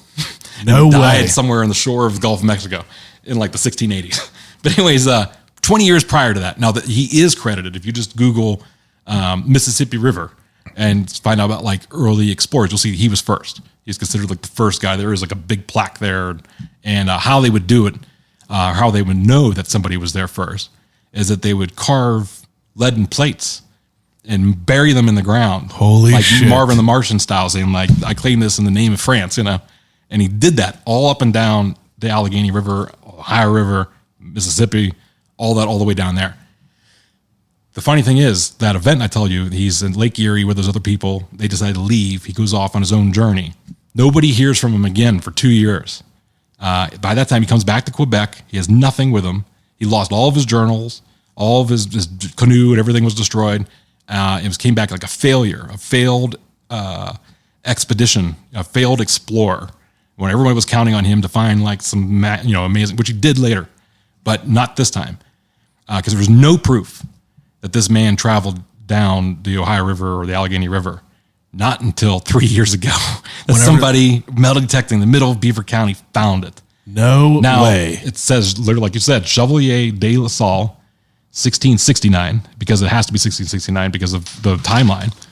And then on the other side... Why do you get a 6 from that? Well, only because the dates have to match up. Yeah. At first, it does look like 1609. But if you look at it closer, you'll see, and especially when you see it in person, you can definitely tell it's the Where same. is this? Well, I'm getting to that. So that second photo, Yeah, that second thing on the you back. see has some numbers written on it. Yeah. As What is well that, as the coordinates word or something? AUG. Well, so AUG is August. Yeah. Okay. No way. Yeah, August 1669. The coordinates 30 west or whatever, 29 or whatever. That's the location where he buried it. Now, I went as far as to find out exactly how you would have measured distance in 1669. Yeah. Bought the tools like the sextant and all the weird stuff and tried to figure, because if you do current latitude and longitude, it's off by what all these explorers were doing. You have to find out what they were using. Yeah, because this was different. It's right to that spot where the dude found it. No way. Now, 100%, and the more you read about it and the more you see about La Salle, who's written in every history book ever written in North America, he's in there with Columbus and Magellan and all these other people. He's that big of an explorer. Jesus. I happened to touch something that was in his hand. I held it in my hand, that thing. And I'm like, this is like you're holding like the ship from, it's something like Magellan left behind. Yeah. So now the dude clearly had no idea what he had. What it was. And I was cautious at first to even tell him, because I didn't know what his agenda was going to be or what it is. But I could tell, like, after talking, I met up with him for lunch and I tried to buy it from him, but like he didn't let me buy it. Can you, I want to know, like, what do you even offer for something like this? I just pulled out like a couple $100. I just like, okay. Yeah. I was I'm going to not say. going to even say how much it is. There's just a wad of money. He knew though, he knew when I did that, something was up. How much do you think something like this is worth? It's invaluable. That's what I mean. Like, It's like finding the Holy Grail. That's what I of mean. American explorers. It's like Nick Cage and National Treasure. It's legit national treasure stuff. Well, so this dude has this? He does. I still know him. I am gonna. He offered to take me to the spot where he found it. How old is this guy? 30s. He's in his 30s? Yeah, he does it with another guy too. He's a treasure hunter? Yeah, and I'm gonna tell him, because I know where all the other treasures buried. I got to get him on here. You got to make all the stories. You got to get me in touch with him. Oh yeah, but the flip the page around. Holy shit! So people have been trying to do this now since the 1660s. Another guy did it with one name. He was like Cher, Celeron was his name. He really had a full name. It was Celeron de Blainville was his full name. Another French explorer hired by the government of this time, New France, which was Canada. And he did the same thing. He buried these lead plates all along the journey of the Ohio River.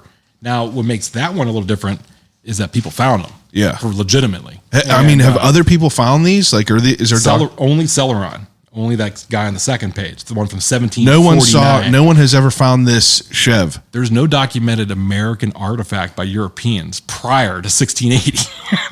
This is the first artifact.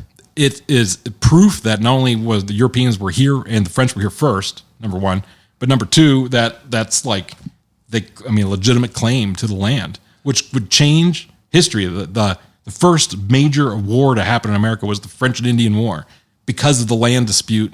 I got goosebumps. It was because of the land dispute, because France said this was theirs, rightfully so. They were right. So they, and they had to fight for it. That's one thing I also noticed too. with all these old cultures or old time, we look at it from a 21st century mind. We say like, oh, they couldn't do this or make people this or do this or whatever, and they did. Yeah, and it's a different type of person, different mentality. People were wired differently than it was back then. And then also, none of us were around to do it or cause an effect or anything like that. So there's nothing much you can do. Is this the wildest thing that you ever experienced in your life? For sure is the wildest thing, yeah. Because like once I fully realized, and I realized at first, do people know this dude has this? Maybe a few other people. Now let me ask you this: like, let's say I go out in my yard and I find something like this. Yeah. Is it legally yours, or are you obligated to give it to someone? Property that he's found it on, that's the thing is the guy who he found it, they didn't know what it was when they first found it. Oh yeah, they just thought it was a bunch of random crap. So he was like, "Go ahead, keep it." Yeah.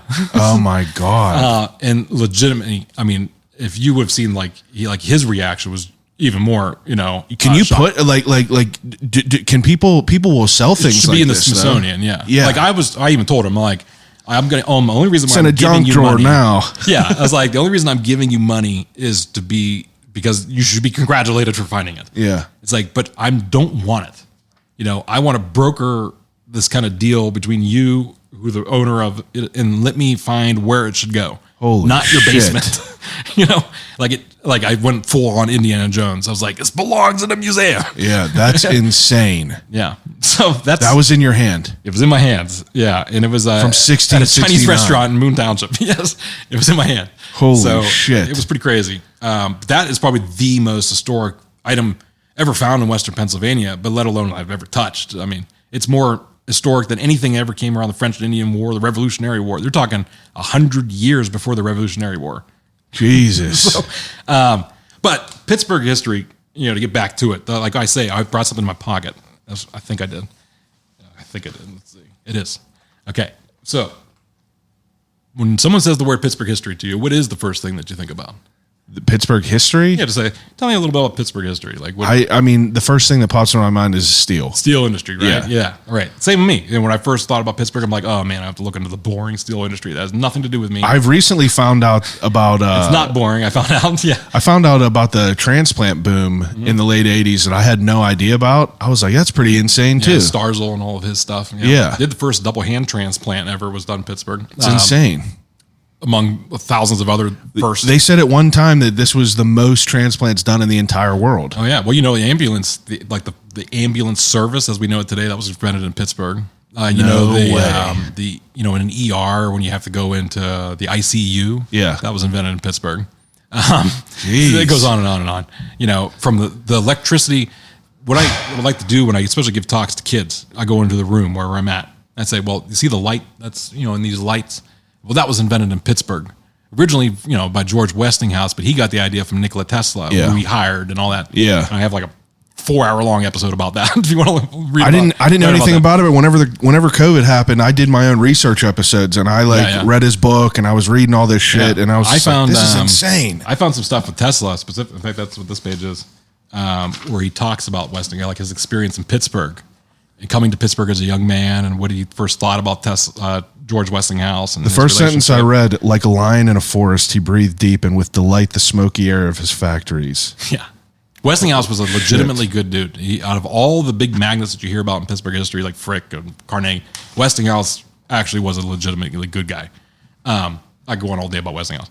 But the point is, when you think about Pittsburgh history, you think about steel industry, you think about Andy Warhol, you think about Mr. Rogers, you don't think about the old stuff I was just talking about. Yeah. Well, especially this thing that's in my hand, which I'm going to show you in a second. I can't wait. So, Pittsburgh history, of course, is not 200 years old. That city was founded about a little over 200 years. Like as a city, it's been 200 something years. 1750s, people were here. 1680s or 1660s now, apparently, according to this one discovered thing. But like I mentioned before, people, Meadowcroft Rock Shelter have been here 15,000 years. So you're talking about biblical times. 2,000 years ago, people were wandering around Western Pennsylvania and in the city of Pittsburgh, which at that time they probably just called the Forks, just like we do today. But it goes back even farther. Where does Pittsburgh history begin? Right? Well, Pittsburgh wasn't here for 1,000 years or 10,000 years or 100,000 years. It was here for 1 million years. 2 million years. Let's talk about Pittsburgh 50 million years ago. Or what about 100 million years ago? Now, the thing in my hand, okay, was an animal, and it was found in Pittsburgh, Western Pennsylvania. And this animal, the trilobite, okay? Trilobite. A trilobite, which is kind of like an ugly looking cockroach, but this is like an impression of that, a fossil of it. They went extinct, meaning there's no more after this time period, 250 million years ago. The dinosaurs went extinct 65. Yeah. 250 million years ago. That's when this rock that I'm passing to you right now is from. This is a cast. Well, it means at least, no, that's the real deal. This is a real thing? That's the real trilobite, yeah. Over a million. You're telling me that this is 250 million years old? At least. What I'm holding in my hand. They existed for 250 million years prior to that. They first appeared around 500 million years ago, up until 250 million. How do you even know what this is? How do you know that this is it?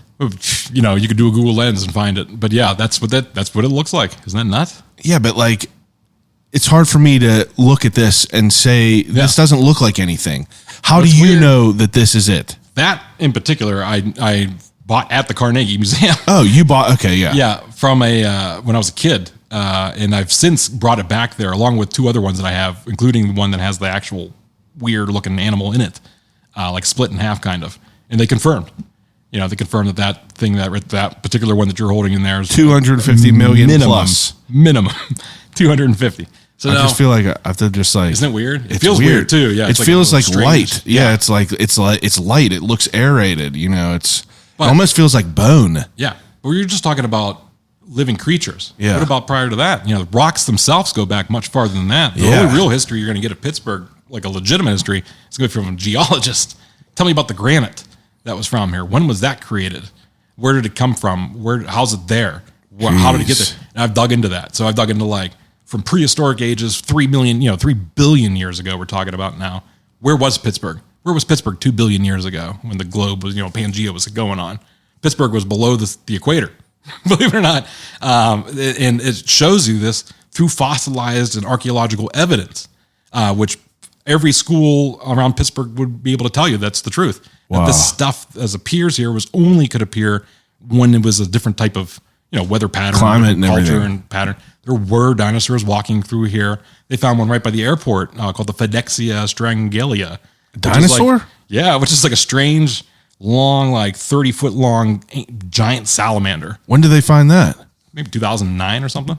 Yeah, but that's just one of them. I mean, there's hundreds. Yeah, I've never heard of that though. Of different. And now, if there's no fossilized records of like a brontosaurus, but they did walk around here. Now there are woolly mammoths, there's saber-toothed tigers. They were around. They found a woolly mammoth tusk in Sharpsburg. Yeah, that they just found a baby that was like preserved pretty well. Yeah. That's mammoths. crazy. Yeah, I'm all in the genetics and stuff. I know the guy because I had my whole genome sequenced, which is a really complex thing to explain. But he's also trying to clone woolly mammoths legitimately. Jesus. And they bought an island and they're doing it there. Yeah, we need Jurassic Park in real life. Definitely. Yeah. He probably already has done it. That's the thing. Yeah, it's just a matter of letting the public know that he's doing it. Of course, you could do that with people too, but it's just illegal. But you can't do it. There's no doubt about it. So I just feel overwhelmed right. about just a few things that I have to ask you some of these listener questions because this is. Yeah. I feel like maybe we're gonna have to do a series where you come back once a month and you prepare a topic, right, and I just ask you questions and we unpack it. Oh yeah, I'd love to do another one just about some Halloween type stuff, horror type stuff. So we'll get to that in October because all of my October is all Halloween spooky episodes. I'll share. You want to hear one story? I would love any story. In 1921, a little girl named. What was her name? I think about it. So I can't tell you what I did this morning. Yeah. But I can tell you all this weird facts. Yeah. I don't know why. It's just the way my brain works. Sticks in your mind. Yeah. Catherine Hughes was her name. Okay. And Catherine Agnes Hughes was her full name. And she was a little girl, normal, everyday girl living in Millvale, right by Babcock Boulevard in Millvale. And one night when she was about 6 years old, visiting a neighbor's house on Evergreen Road, which is the house still exists. Although the people who live there don't know that this occurred in their house, obviously. Jeez. Maybe they do now because I've talked about it enough. But something happened where the neighbor apparently told this little girl, don't go in that room. The boogeyman's going to get you. It made this girl so frightened that she proceeded through the course of months to lose her sight, lose her availability to talk, became mute, and eventually died from pure just shock and fear and death. And the death certificate, which you can find on Ancestry.com, you can look up any Pennsylvania death certificate from that time period, it says death by boogeyman. No way. Yeah, she was literally scared to death. In Millville. It became a huge story when it was going on. It was even in the AP. What year was this? 1921. And AP begged, the family was begging for anyone that could come help solve it because they couldn't figure out what was going on. Would they think she was possessed or something? Well, they thought it could be like a brain tumor or something, like a serious medical issue. Yeah, I guess so. But it was just legitimately that she just was scared to death. It's not the only time it's happened. I found multiple times where that's happened and where kids have been scared to death over something someone said. And that gets into like a weird subject where, because of doing what I do, I of course get calls all the time for haunted things, including legitimate, like, Duquesne University had me come in there and investigate. Yeah. So like things they don't want the public to know, kind of. And I've only had one. You're into all that stuff though, right? Oh yeah. Yeah. Okay. Yeah. Since I was a kid, I always wanted to be a Ghostbuster, So but I've only had one time where the actual like scientific instruments went off the charts in such an abnormal way that I believe it's scientific in nature that this house was literally being like what house? So much. This was a house next to St. Nick's Cathedral in Millville also. Okay. Where these people complained about for generations, apparently would see people standing in hallways or in doors or, this presence was always looking at them or feeling like that. And you do feel that when you go there. Yeah. But my scientific mind, because I can't go about saying, I got to prove everything and then say like, and there's also ghosts, Yeah. Because there is no proof. There's zero proof. That's the one thing. If there was just like a tiny bit of proof, like legitimately in a lab that said like, I can prove that there's ghosts. Here is the proof. Here it is right here. He's right next to me. Say hi. It's like if you could prove it in a lab, like I don't know if you know who the Amazing Randy is or this guy who wrote these books. Who later has this Society for Psychic Research, where he'll pay you, and the foundation still exists even though he's passed away. James Randi was his name. I do know that name. He'd give you $1 million if you could prove, James Randi. No shit. So that is Lee Trebosa just told me about him. Oh yeah. Yeah, he I had just a great told me story about how I met him. But this lady that I talked to, she was a medium, told me that she looked me dead in the eye, predicted 9/11. Told me she predicted 9/11 and told me she was Harry Houdini in a past life. Okay. So I told him that, and he was like, I would tell her that, James Randi, I would mention that. And, Yes, I was like, that's that is crazy. yeah, that's why I mentioned that because like, he had that offer that if you could prove that you were psychic or prove that there's supernatural occurrences. Yeah, he said he carried around like an envelope or something. With $1 million. Yeah. $1 million check with your name written on it. It's still available to this day. You go on the website and apply. If you think you can do it. Yeah. No one's ever done it. That is insane. What does that tell you? Let me ask you. You think Brady Edwards or... Who's Brady Edwards? All the famous psychics, that go out, or Sue, what was her name? Sue something. No one's ever been able to legitimately do it. So all you can do is just go in there with kind of like a guess. Yeah, like a scientific, the charts read off. No doubt that there might be people who feel... Have you ever something. seen anything? For sure. Oh, anything? yeah. Oh, yeah, absolutely. Yeah. I mean, when I was a kid, I saw stuff. Now... I've always been, I've never been a skeptic, but I've always just been very, very just like, if it happens, it happens. Yeah, I've never been against it, but I never lied and said, oh yeah, I saw a ghost, mostly because I was terrified to see one. But me and my wife, we go out and we'll go, and do like ghost hunts, everything like that. The only time I've ever seen anything where I still to this day wholeheartedly believe that I seen something was at Moundsville Penitentiary. Oh yeah. Swear on everything. We were walking up into the hospital end of it all, and I saw a person walk across the hall.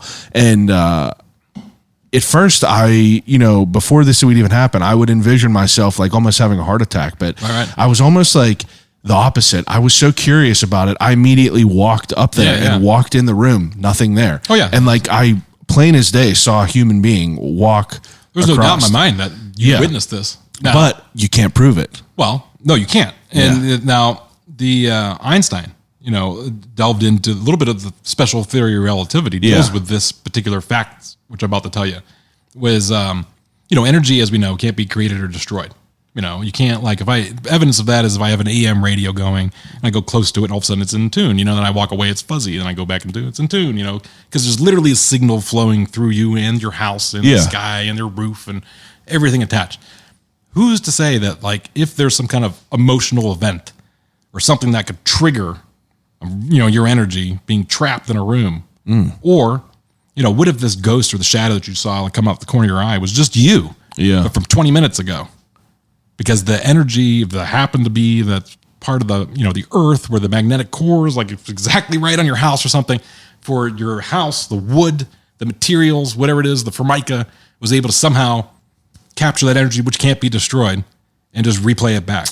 Even if it's yourself that you saw. Now, a thing like that, like you saw, like a guy walking down the road or whatever, through the path in the jail. Yeah. Clearly there's a lot of bad stuff that happened in that jail. Yeah. Clearly, maybe enough people go there and do witness weird things. Yeah. There could be legitimate scientific reason. Yeah. Now, at that house in Millvale, because the things were so off the chart, I eventually came to the conclusion that it was the people that were manifesting it, not the house. The house isn't haunted.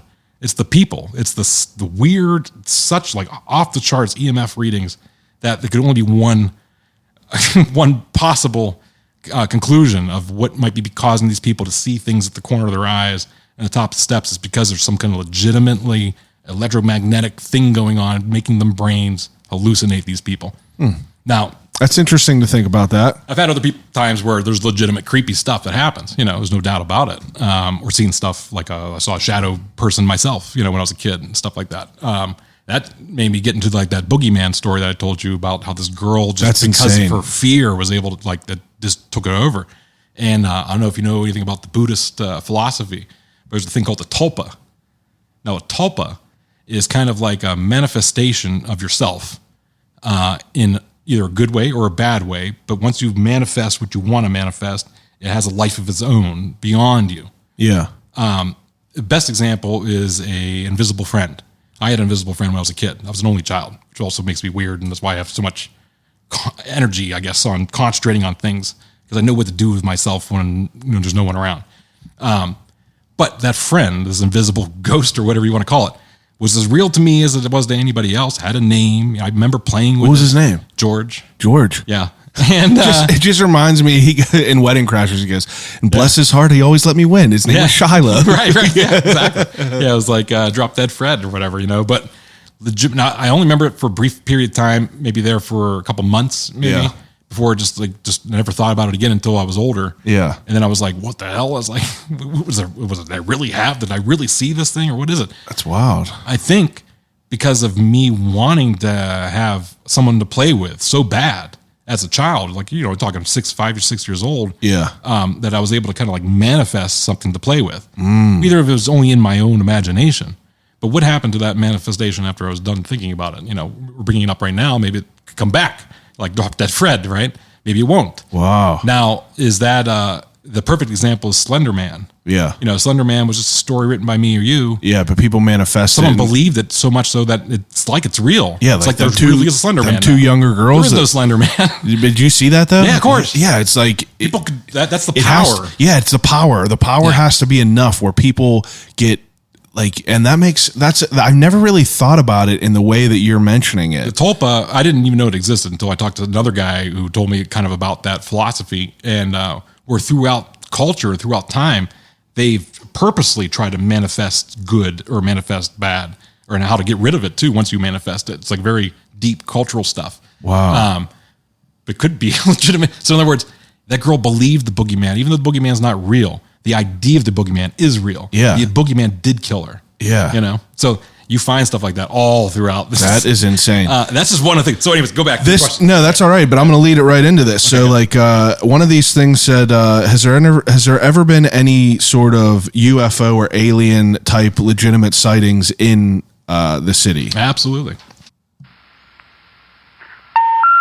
We're sorry. You have reached a number that has been disconnected or is no longer in service. If you feel you have reached this recording in error, please check the number and try your call again. Thank you very much for tuning into part 1 with Odd Pittsburgh. Find out what happens next on part 2, releasing next Thursday.